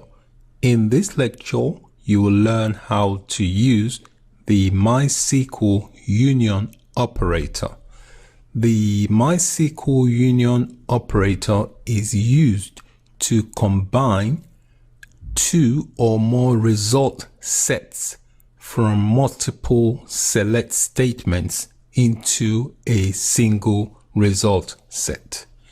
There are a few rules that you must follow when using the union operator. When using the union operator, the participating tables from the select statements must have equal number of columns. So if you've got select statements A has got 3 columns, select statement B must also have 3 columns. So they must be equal. They must also have matching or convertible data type. For example, you can't have a number in select statement A corresponding to a string or data type in select statement 2. So data types must match or they must be convertible. With the union operator, by default, it removes duplicates values. Any duplicates will be removed. So when you're specifying a union operator, you can use it with a distinct. If you use a distinct, it will remove all the duplicates. So when you're using it without a distinct, it's still the same. By default, it eliminates duplicates.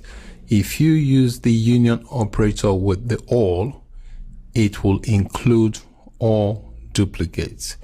When you're using the union all, it is a lot faster than when you use the union distinct.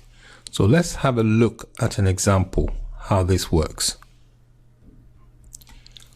I have got my SQL workbench opened and connected to the database.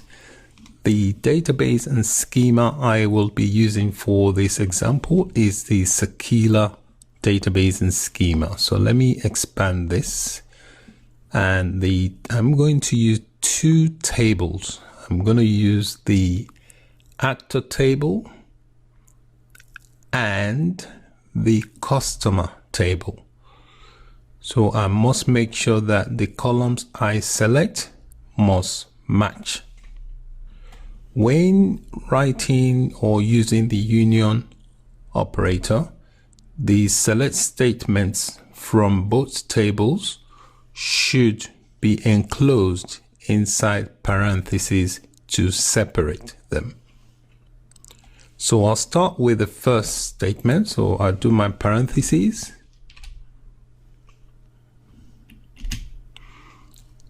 That's the opening one. I'll close it later and then do a select statement.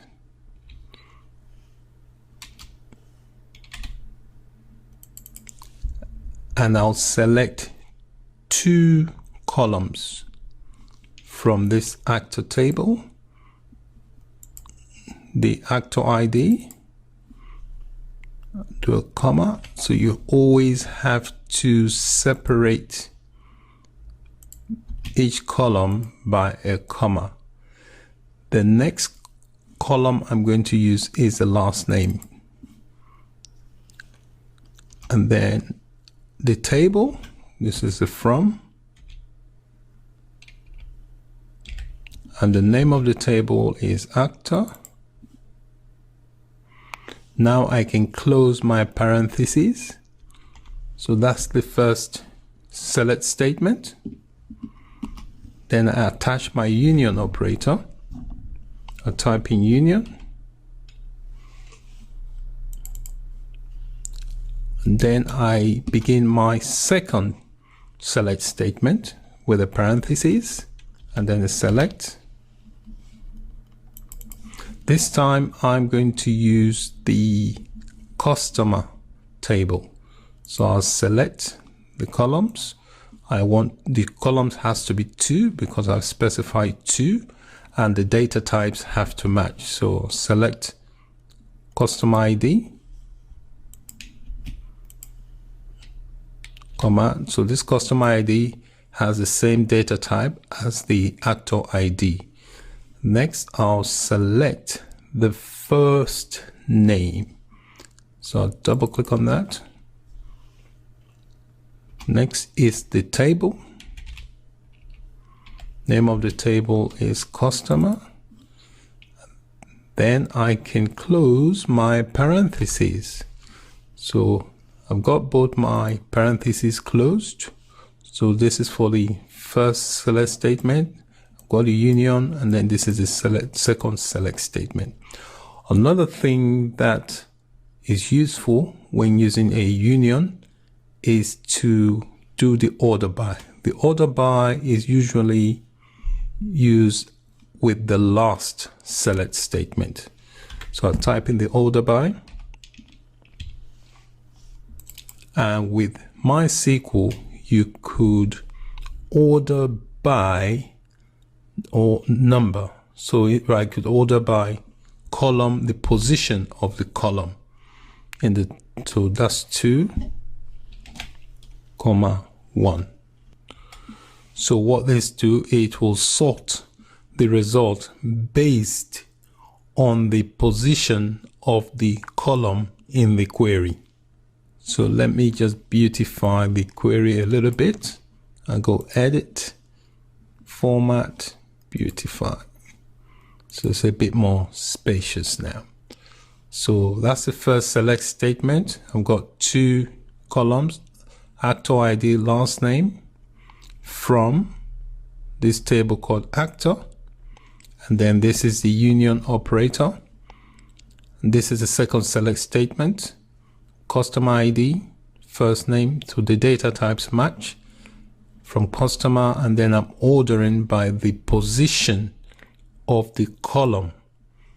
So if I execute this now and go execute, and this is the output. So this is a result of using the union operator, which I've used to combine the results from 2 queries into one query result set.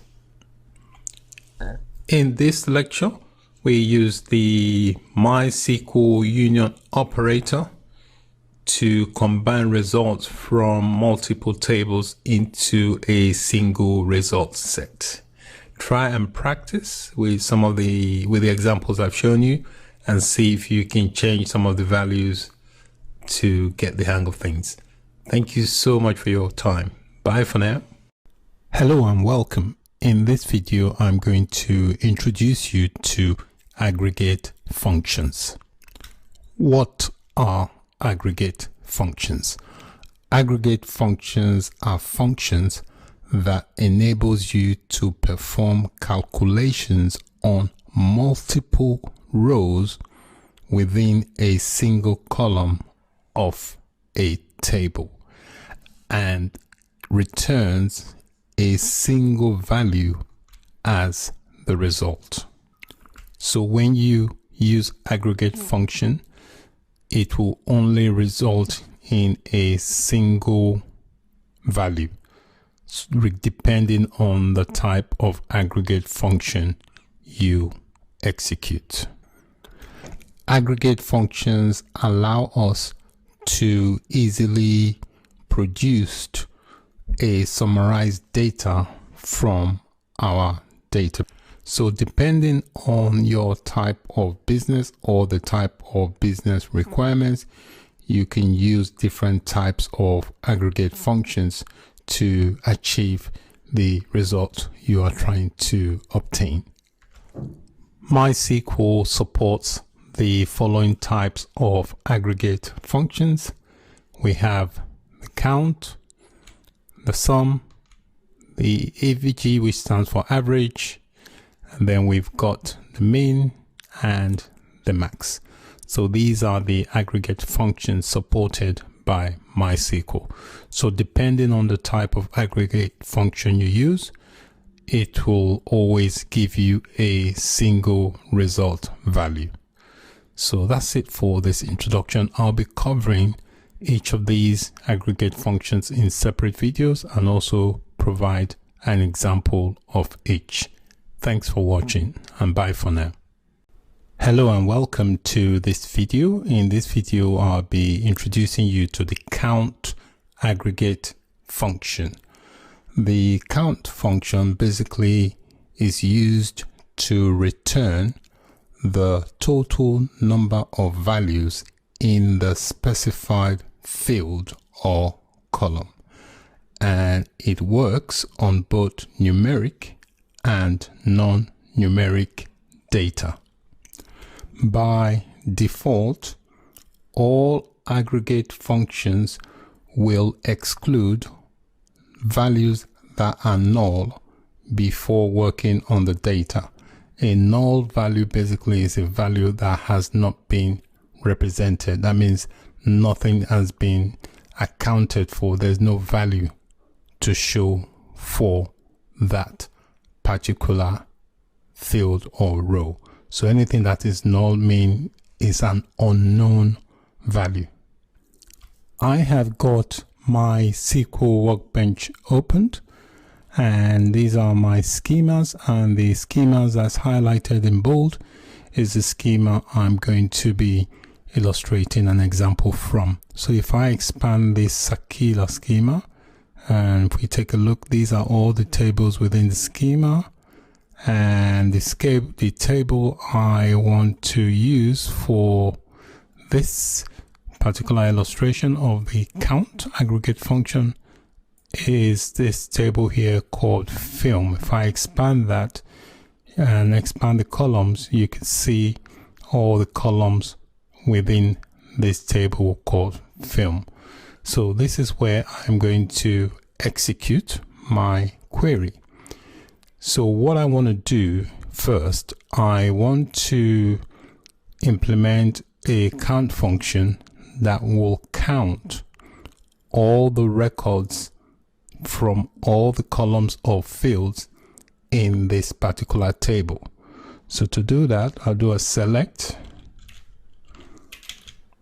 Okay, and then after the select, I do the aggregate function, which is count. And when you use a function, inside the parentheses, you specify either the column or field you're trying to perform the aggregate function on, or you can use a special implementation of count using the asterisk. When you use the asterisk, what that will do, it will return the count of all the rows in a specified table. And when you're using it with this asterisk, it will also consider the nulls and the duplicates. Okay, so I'm doing that, and I'm specifying from the name of the table is called film, and I'll terminate that with a semicolon. I'm just going to highlight my query and beautify it by clicking on this symbol here, this icon, and that will space it out, make it look nicer. So now I can execute the query. Remember, the aggregate function will only return a single value, so don't expect a lot of rows returned, just a single value. So I'll execute, and you can see here that is the record here. Let me just expand, bring that down a bit. This is the output area. You can drag it down. Okay, and you can see here it is. You can also drag it down here. That is giving me a count of 1,000. So it's telling me that I've got 1,000 rows in this table called film. So because I've specified the asterisk, it returned a count from every field and all the records. So that's what I've got here. Notice it's returned just a single value.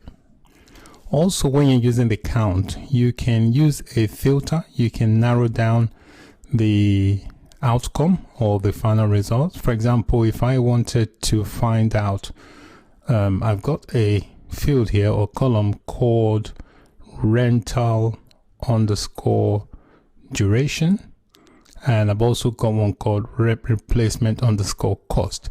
If, for example, I want to find out what a specific replacement cost is for, say, for example, if I want to find out the film ID from where the replacement cost is greater than 27, I can do a count statement for that. And the way I would do this, I can say select count, and rather than use the asterisk, I will specify a column which is film underscore ID. If you look here, I've got a film underscore ID. So I'm selecting, rather than all the column, I'm picking a specific column. Okay, and I'm selecting film ID from film. I'm going to remove the semicolon because the statement has not ended, and I'm going to say where replacement underscore cost is greater than 27. Okay, I'm just going to highlight this and beautify it again. All right, so this is a new query. I'm picking a specific column now. So if I execute this, you can see there it's giving me a count of 47. So I have 147 film ID with a replacement cost greater than 27. Anytime you execute a query in this output area here, it also gives you kind of like a snippet of the query you have executed. Okay, and then the result is usually in the middle. You can also use distinct keyword with your aggregate functions to remove duplicate values. There are times you may have duplicate values. So let me illustrate how that works. So I'm going to write a statement here. I'm going to do select. I'm going to use a column here. There is one here called rental underscore duration. So I'm going to say select rental underscore duration from film. Film is the name of the table. So I'm just going to highlight and just click on this beautify icon. So I'm selecting a column rental underscore duration from film. So if I execute this, you will see some duplicate values here. So if I bring this down a bit so you can see, and you can see here I've got 6. I've got 6 again here. That is duplicate. I've got 6 again, 6 again. So you can see here is returning the duplicate values in the result. Now, if I want to avoid that, I can add a keyword to that, which is called distinct. So I can do select and then add a distinct keyword, okay, to that. And if I run that, it should remove all the duplicate queries. So if you see now, there is no more duplicate. All these are all single values. All right, so just wanted to highlight the fact that you can use distinct with your queries to get rid of any duplicates, records or rows. So that's it for this video on using the count aggregate function. Thank you for watching, and bye for now. Hello and welcome. In this video, I will be introducing you to the sum aggregate function. The sum aggregate function basically is used to return the sum of all the values in the specified column. The sum function only works on numeric fields. So any field where you have numeric data, you can use the sum aggregate function. And when you're using the sum aggregate function, null values are excluded from the result. If you want to find out, for example, the total amount of something, the sum aggregate function is a good function to use to achieve that. I'm going to show you an example of a sum aggregate function. I'm using the SQL schema and also using the table called film from the SQL schema. If I click on the film table, these are all the columns in the table called film. So what I want to do basically here, I want to find out how much it will cost for example, to replace all the films we have in our database table. So I can use a sum aggregate function to determine the results. Let's just assume all the films in the database in that table got destroyed or something, or they disappeared, and we wanted to know the replacement cost. So to do that, we need to use this sum aggregate function. So we do a select, do a space followed by the name of the function, do a sum, and then with functions you always have to enclose them in parentheses, and inside that parentheses you specify the name of the column that you want the function to act on. So it'll be the replacement underscore cost, which is this column here, highlighted here. So I'm selecting this column called replacement cost, and I'm going to apply the aggregate function called sum on it, and it's going to be from a table called film, and I'll terminate that with a semicolon. I'm just going to highlight this to beautify it so that it spaces out the statement, makes it look more readable. So that's basically the query. I'm going to execute that, and I'm just going to bring the result up a bit so that you can see. So you can see the result here.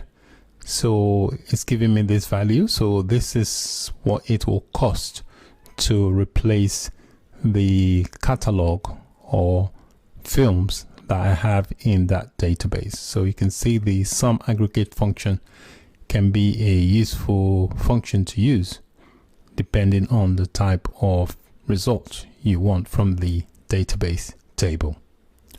So basically what the function has done here basically is that it gets all the cost of replacing each individual film, and then it adds them together to give you this final result. So that's it for this video on the sum aggregate function. Thank you for watching. Bye for now. Hello and welcome to this video. I will be introducing you to the mean aggregate function.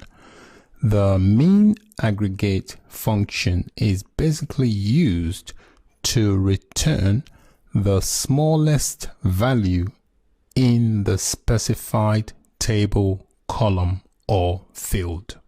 So if you have a range of values in a specified column and you wanted to find out the smallest value in that range, then the mean aggregate function is ideal for that purpose. I have got my SQL Workbench opened. I'm going to be using the SQL schema, and the table I'm going to be using is a table called film, and these are the columns within that table.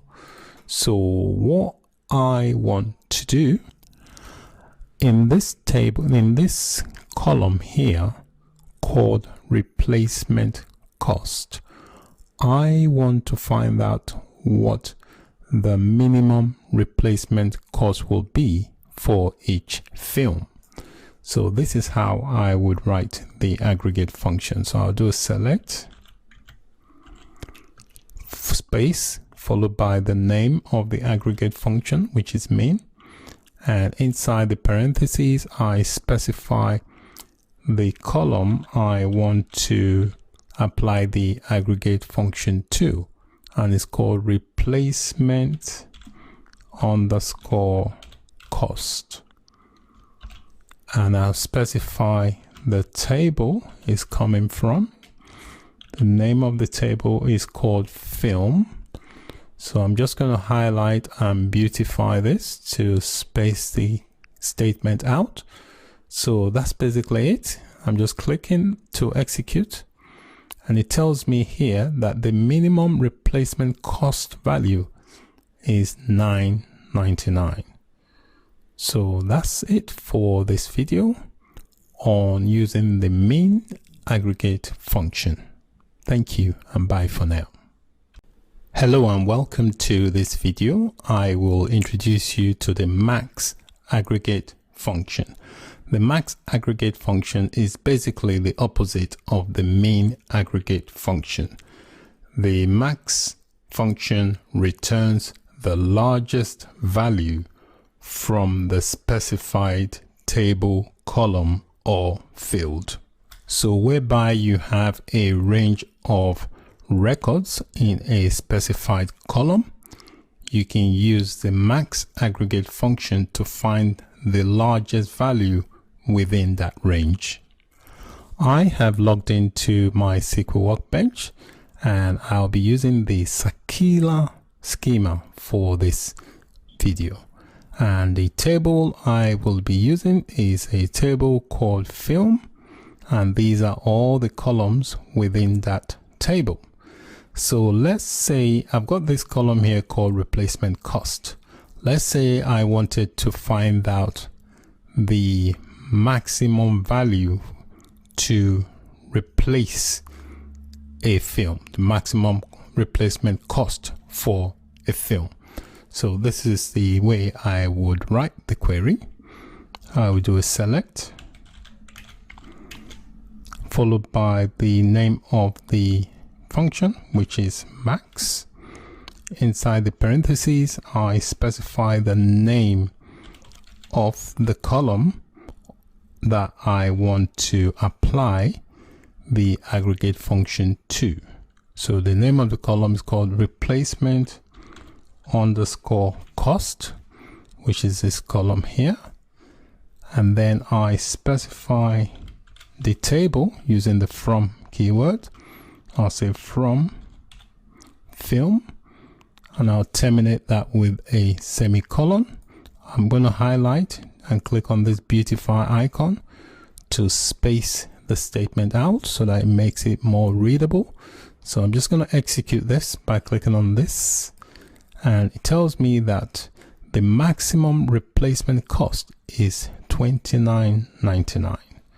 So the max aggregate function is a useful function to find out the largest value within a range of columns, so within a range of rows or records inside a specified column. That's it for this video. Thank you for watching. Bye for now. Hello and welcome. In this video, I will introduce you to the AVG aggregate function. The AVG function is used to return the average of the values in a specified column. Just like the sum aggregate function, it works on numeric data types only.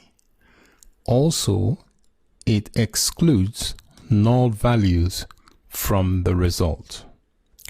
So I have got my SQL Workbench open, and I'm going to illustrate with an example of using the AVG aggregate function. The schema I'm going to use is the highlighted schema, which is circular. Any schema that's highlighted is usually the schema that the query will execute against, unless you specify inside the query window what schema you want. So to begin, I'm just going to write a simple select statement. So you do select space, and then you type the name of the aggregate function. So this will be AVG, and inside the parentheses you specify the name of the column you want to apply the aggregate function to. The column I'm going to use is a column called replacement underscore cost. All right, so if I click to expand the circular schema, and the table I am working on is this table here called films, and the column I am applying the AVG function to is this column called replacement cost, this column here. All right, so I'm applying the AVG to the column called replacement cost, and I need to specify the table it is coming from. It's coming from a table called film,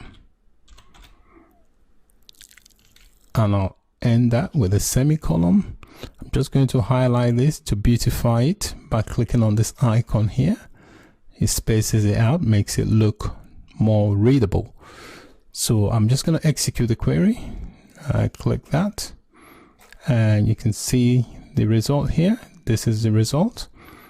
It tells me here that the average replacement cost is 19.98. All right, and here we have a snippet of the query inside the output area. So that's basically how you use the AVG aggregate function. It's basically used to return an average. So if you want to find out an average within the records in a column, then you use the AVG function. So that's it. Thank you for watching. Bye for now. Hello and welcome to this video. The group by clause is used to group the returned record set by one or more columns. And when you do that, you can specify which columns the result set is grouped by. Let's run the query I have here inside the editor to take a look at the result set. So notice here, you can, when you run a query, you can select if you want the entire records to appear, or you can limit. For now, I'm just limiting it to 10 rows. So I'm going to run this by clicking on that, and that is the result set. So I'm just going to drag this up a bit so you can see most of it. So you can see here in this result here that the last name column contains a lot of duplicates. You can see Allen, Aykroyd. So what that means is that many actors share the same last name. Now, if we add a group by using the last name column, we should get a different output. So let me add a group by clause to this query. So I'm just going to tab and come down here, and I'm going to add a group by. So I'm going to say group by, and I'm going to use the last name column. Okay, so I'm going to run this query again by clicking on this. Now you can see there is no more duplicates when I've used the group by. Okay, and that is because it is represented only once in the result set. So whereby you have several actors with the same name, when you group them, it will only show one instance. So it groups everything together as one. You can also use the count aggregate function with a group by clause. So I'm going to modify the query to include a count. So I'm going to do select last name. I'm going to do a comma here, and I'm going to add the count aggregate function, and you have to pass in a value for the aggregate function. I'm going to I want to return all the columns, so I just put an asterisk. Asterisk means it will perform this aggregate function on all the columns. Since I've not specified any, this asterisk represents all the column. So I'm selecting the last name, doing an aggregate count on all the columns from the actor table, which is this table that belongs to the circular schema, which is this schema here, and I'm going to group by the last name. So okay, so I execute that, and you can see here the output. So it says Ackroyd, I've got 3 people called Ackroyd. Allen, I've got 3. Bailey, I've got 2, and so on. So the group by clause is quite useful if you want to separate or group certain related data from a result set. So that's it for this video. Thank you for watching. Bye for now. Hello and welcome to this video. The having clause can be used as a filter on the group by clause. So it is used basically to apply a filter to a group of rows or aggregates. This basically is in contrast to the where clause, which is applied before the group by clause. Let's take a look at the query I have in the query editor here. In the query here, I'm using the having clause to filter the result set to only those records that have a count of greater than 3. Okay, this sign here is a greater than sign. So I'm selecting the last name and I'm applying the aggregate function count on all the columns, and then it is getting this data from the actor table, which is this table that belongs to the circular table. I'm using a group by. You always use the having after you've used the group by, because it works on the group by. So I'm using the group by to group by the last name, and then I'm applying the having clause and applying another aggregate function. So I'm using the aggregate function twice, here on the last name, and then here applying it on the result of the group by where this condition is true. So it will filter the result that is returned to only those records that have a count greater than 3. So let me execute this so you can see. So this is basically how the having clause works. It works on the group by clause. If we did not have the having clause, it would have returned all the records regardless of their count. So if I run the query again without the group by, you will see what I mean. So if I take out the group by, I'm just going to comment it out. And I'm going to add the semicolon there. Now if I run this query again, you can see here it returns, all the records regardless of their count. Okay, but having the having clause with it puts it in a more structured way. Let's take a look at this more advanced query I have added on here.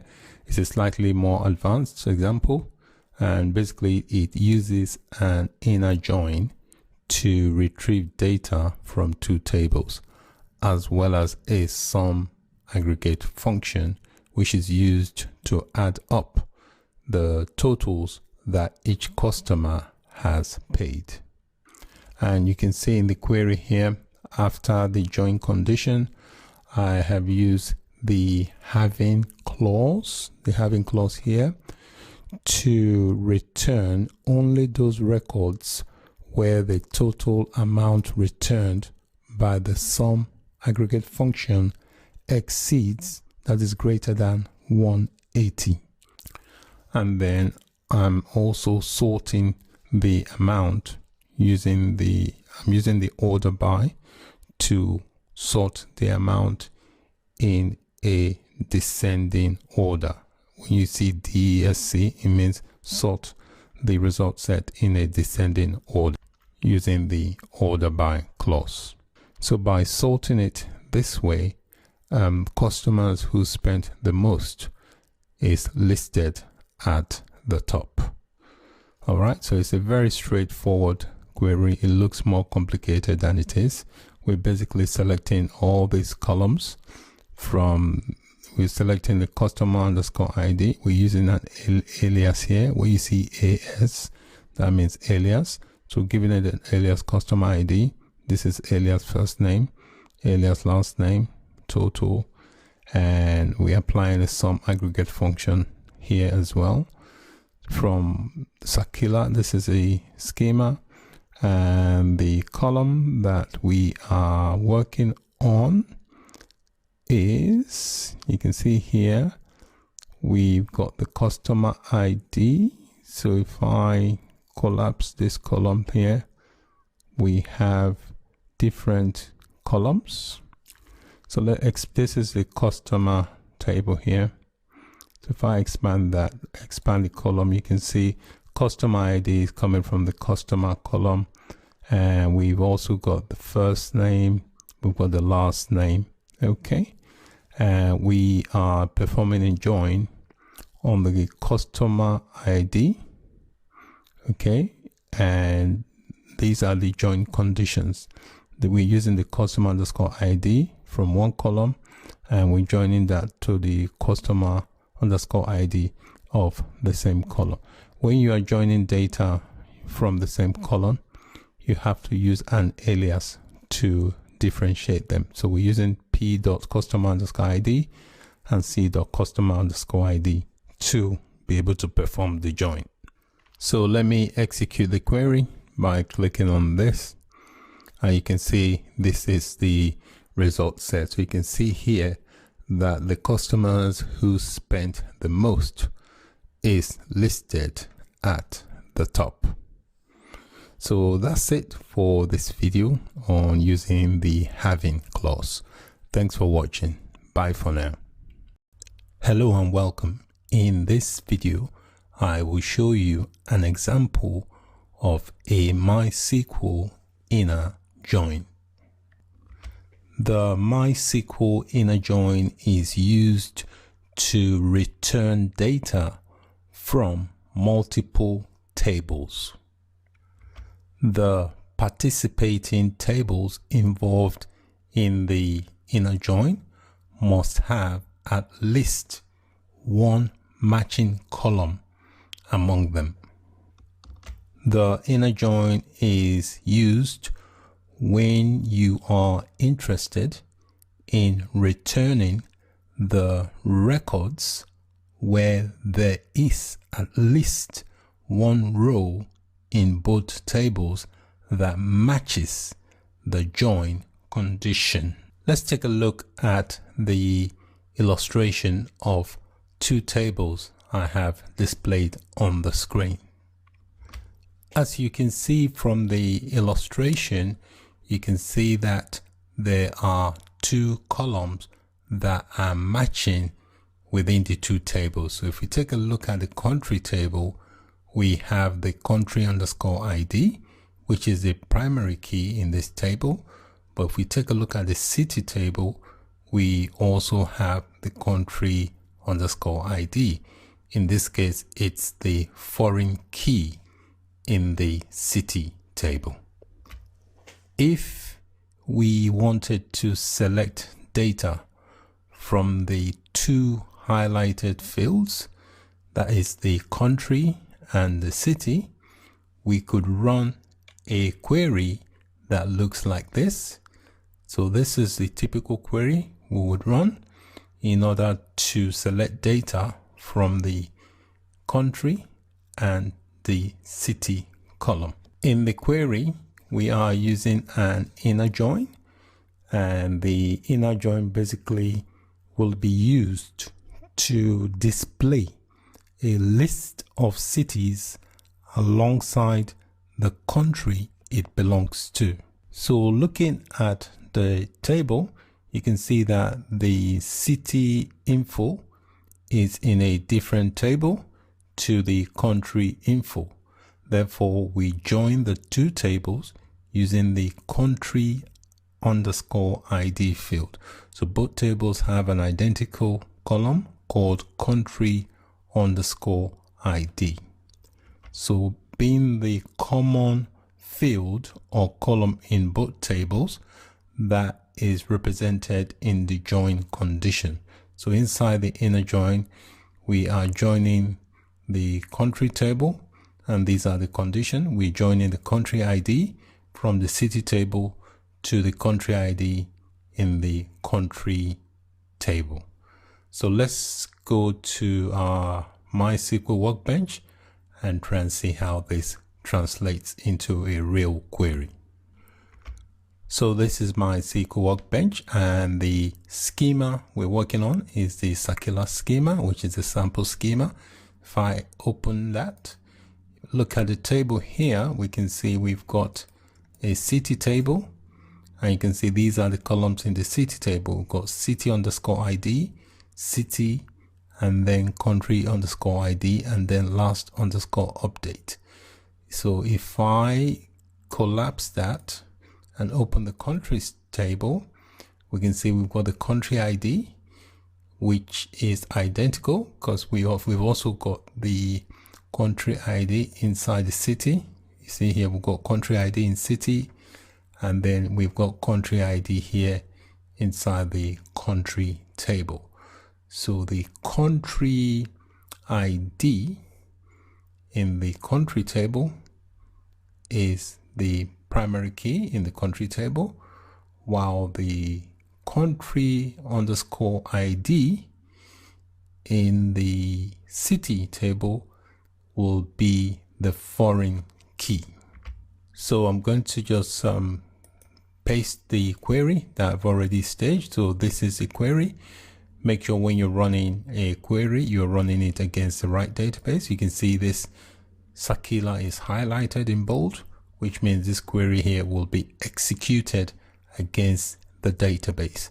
So this is the query here. I'm selecting the city and country column, two columns, city, country, from the city table, and I'm performing an inner join on the country table. This is the on. The on basically is kind of like a glue that joins the data together. So this is the join condition. We are joining the country underscore ID column from the city table to the country underscore ID column in the country table. So if I execute this query now, you can see here, now we're able to represent two different type of data in the same output. So we've got the city here, and then the country tells you city Kabul, country Afghanistan, and so on. Okay, I've only limited my query output to 10 rows, but you can obviously choose whatever rows you want returned. If you don't want to limit, you just click don't limit, and it will return all the records from the table or from this query when the query is executed. If you notice in the query, in the qualifying fields here, that we have qualified some of the field names with their respective table names. So here you see I'm saying country underscore ID from city, the table is city, and then we've got country underscore ID and the table name is country. If we don't represent it like that because they're identical column, you will get an error from MySQL Server. When you are qualifying your column names, you can use table aliases to shorten the query and save typing. So we can modify this query here to include alias. So I'll do select city and then country, and where I've got city here, I can do a space and type in A. So the A now will now become an alias. So when I'm doing inner join, okay, so I'll do country, and then I'll specify another alias, which will be B. And then here, rather than say city country and rather than say city.country ID, I can use the alias. So I'll get rid of that. And I'll type in A, which is the alias I created here for city. And then for here, country, I can get rid of that and use the B, which is the alias I created here. So aliases can help make your queries a lot shorter and easier to read. So once you define the alias, you can use it in the join. So that's just another way you can restructure your join query.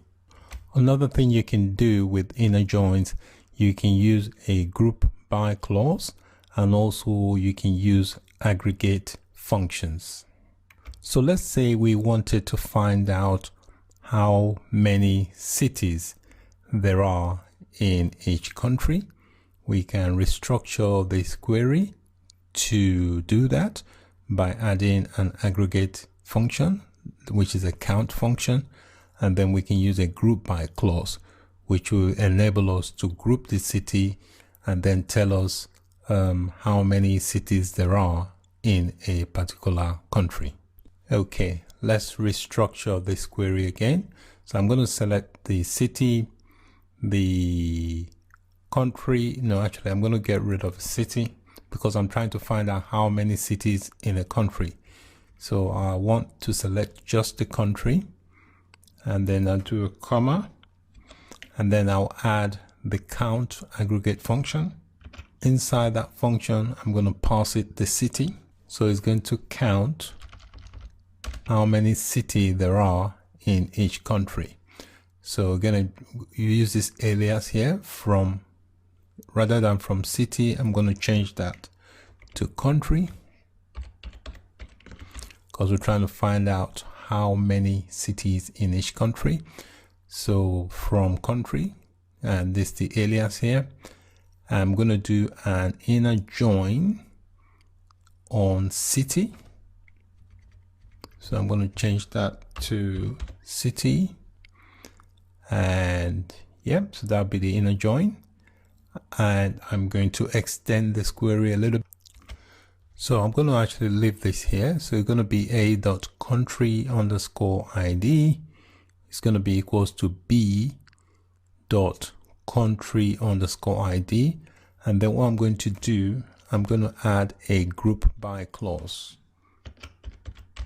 I'm going to say group by. I'm going to group the result by country. So let me execute this query so you can see.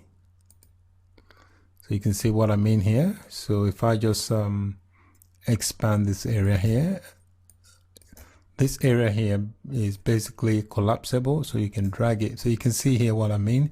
It tells you Afghanistan, there's 1 city, Algeria, there's 3, and so on. This country, there's 13. Austria, there's 3. As this place, there's 2. I've only limited my query to 10. So if I, for example, made it 50, I run this query again, you can see I've got a lot more here. They've got here, see this China here, we've got 53 based on the records we have in the Sakila schema. So this is basically a very useful query that you can use to get specific types of information relating to data from multiple tables. So that's it for this video on the MySQL inner join. Thanks for watching. Bye for now. Hello and welcome. In this video, I'll be showing you an example of a MySQL left join. The left join is used to return data from multiple tables.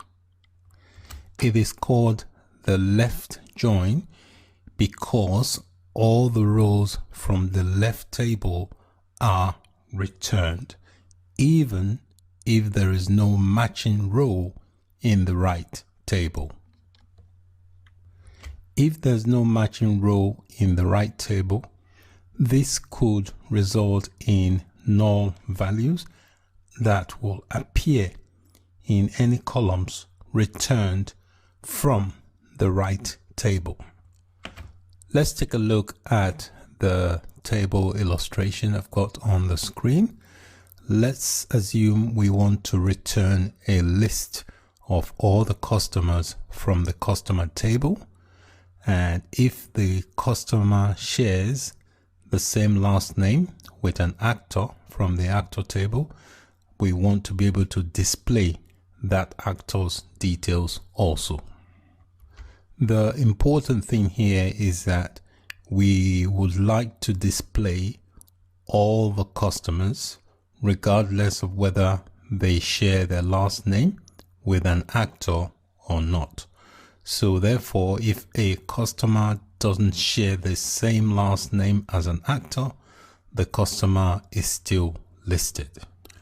To achieve that, we'll need to write a query like this. So we'll do a select using aliases here. So we've got c.customer_id, c.firstname, c.name, a.actor. The C there stands for customer, and then the A is an alias for actor. And then we are getting the data from the customer table, and we're doing a left join on the actor table.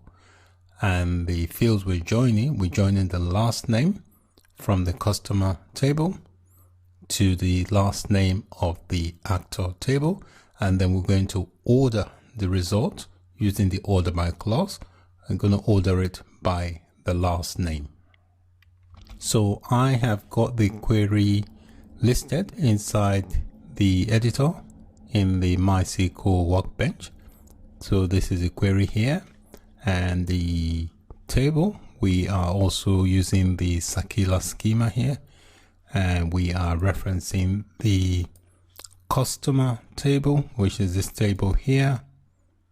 If I expand, you can see the columns here. All right, and you can see here we've got a last name, which is where we are doing the join. So we are doing the left join on the actor last name and the last name of the customer. So that's the customer. And if I click on the actor here, you can see inside the columns here, we've got a last name column also. So we're joining by their last name. So let me execute this query just by clicking on this. So the query is pretty straightforward. We're using the select statement, and we're selecting all these columns from the table. Customer ID from customer table, first name from customer table, last underscore name from customer table, and then we've got these three columns from the actor table. Actor underscore ID, first underscore name, last underscore name. And then we're getting the data from the customer table. This C here is an alias for the customer table. And you can see here I've also set aliases for the column names. You always set the alias for a table name in the from clause, and the alias for the table's name are specified in the select statement as I've done here. So we've got the left join. Again, we've got the actor here with an alias A. So we're joining on. This on here is kind of like a glue that joins the data together. And then we're using the order by to filter the data that is returned by the query in the last name order. So let me execute this query by clicking on this, and then you can see the result in the output.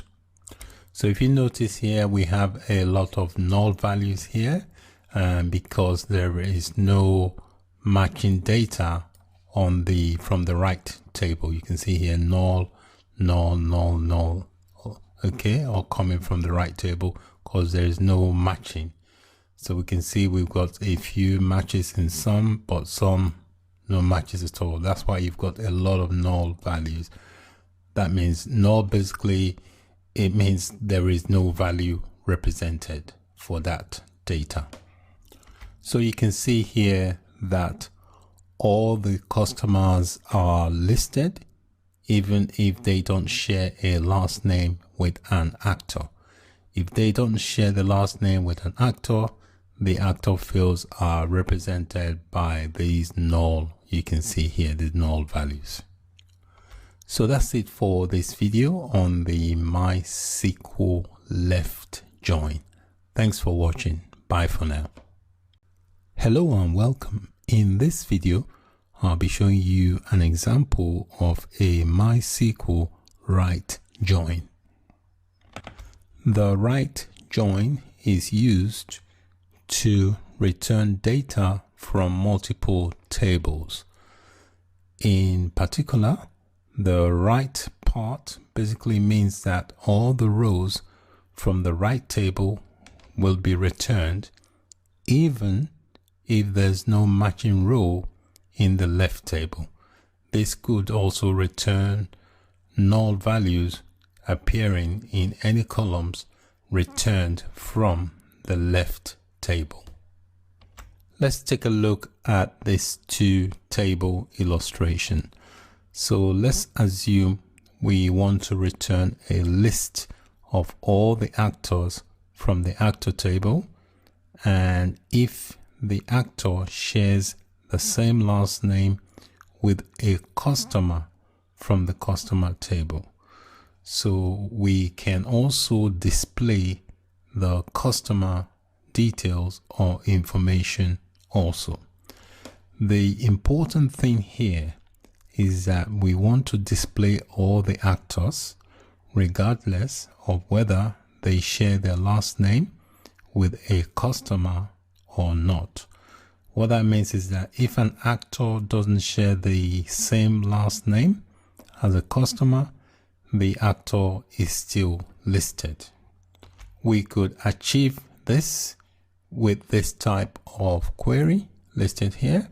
So we have a select statement where we select the fields from the respective tables, and then we have the from field where we get the data from the customer table, and then we do a left join on the actor table, which is the right table.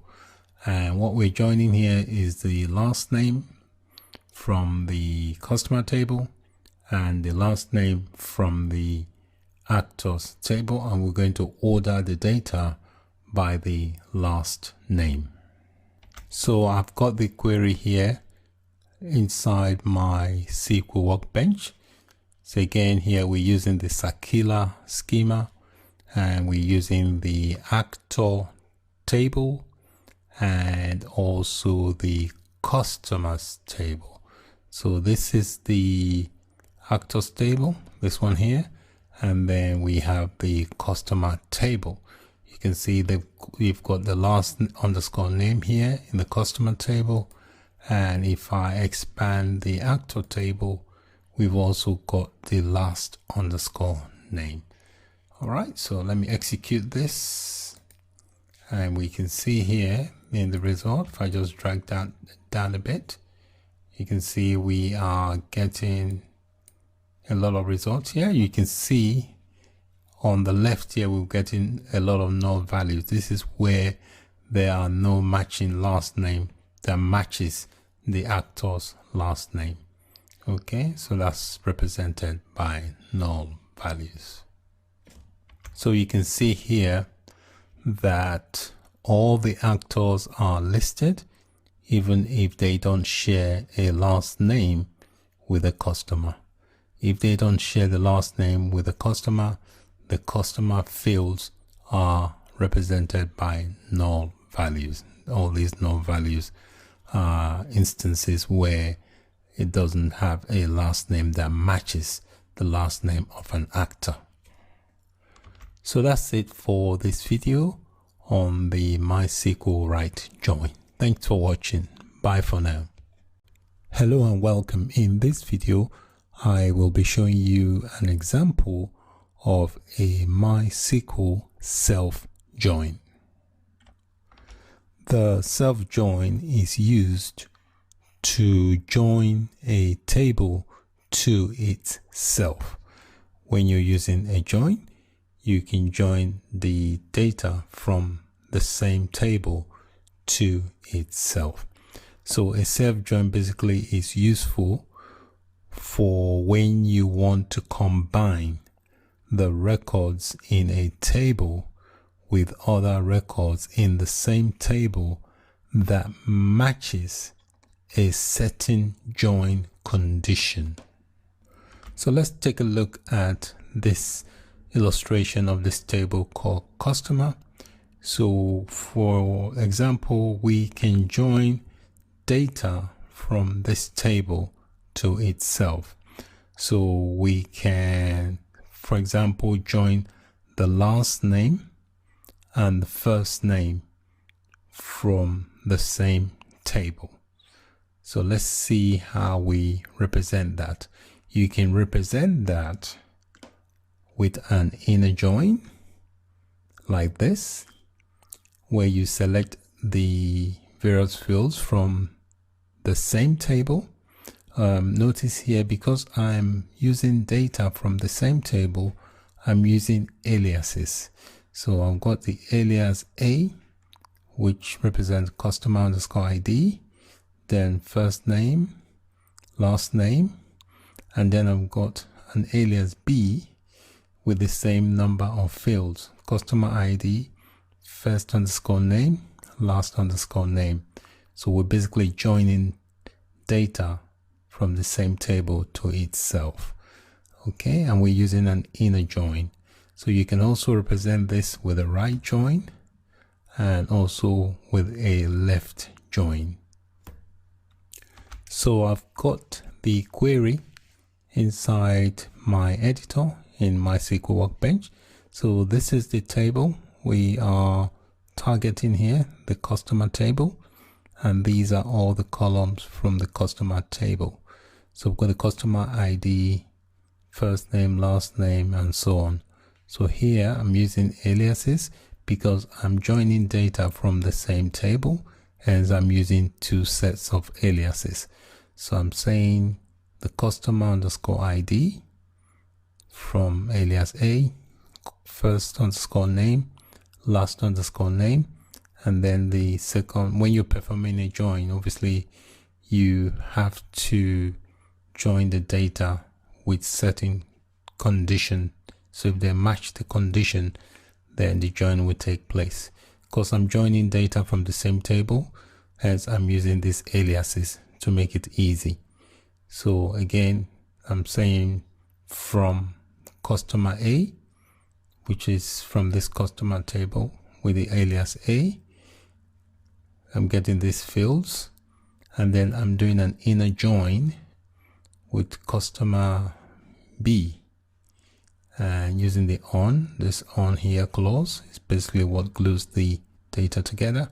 So I'm saying last underscore name from customer table A, and I'm joining that to first underscore name of customer table B. So if I execute this query with the inner join, you can see here we've got the first name and last name.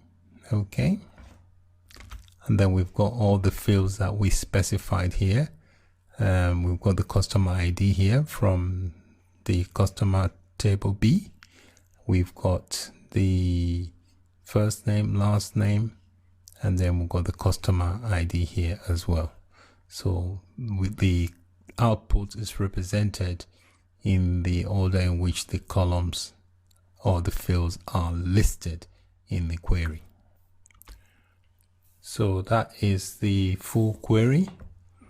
Okay, and this is the join, and we're joining the first name and the last name together. So we have done this using an inner join.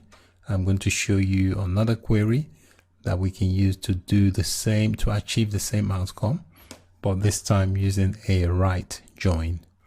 So in the above script here, we were able to retrieve all the customers whose last name matches the first name of another customer. And we were able to achieve this by assigning aliases to the customer table while performing an inner join on the two aliases. The aliases basically allow us to join the table to itself because they give the table two unique names, which means that we can query the table as though it was two different tables. The aliases allow us to achieve that. Self joins are not limited to inner joins. You can also use a left join to provide all the records from the left table, regardless of whether there is a match on the right table.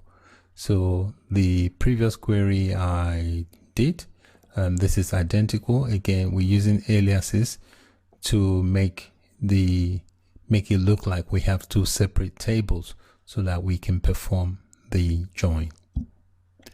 You can see here I have used the order by clause to order the output by the customer underscore ID.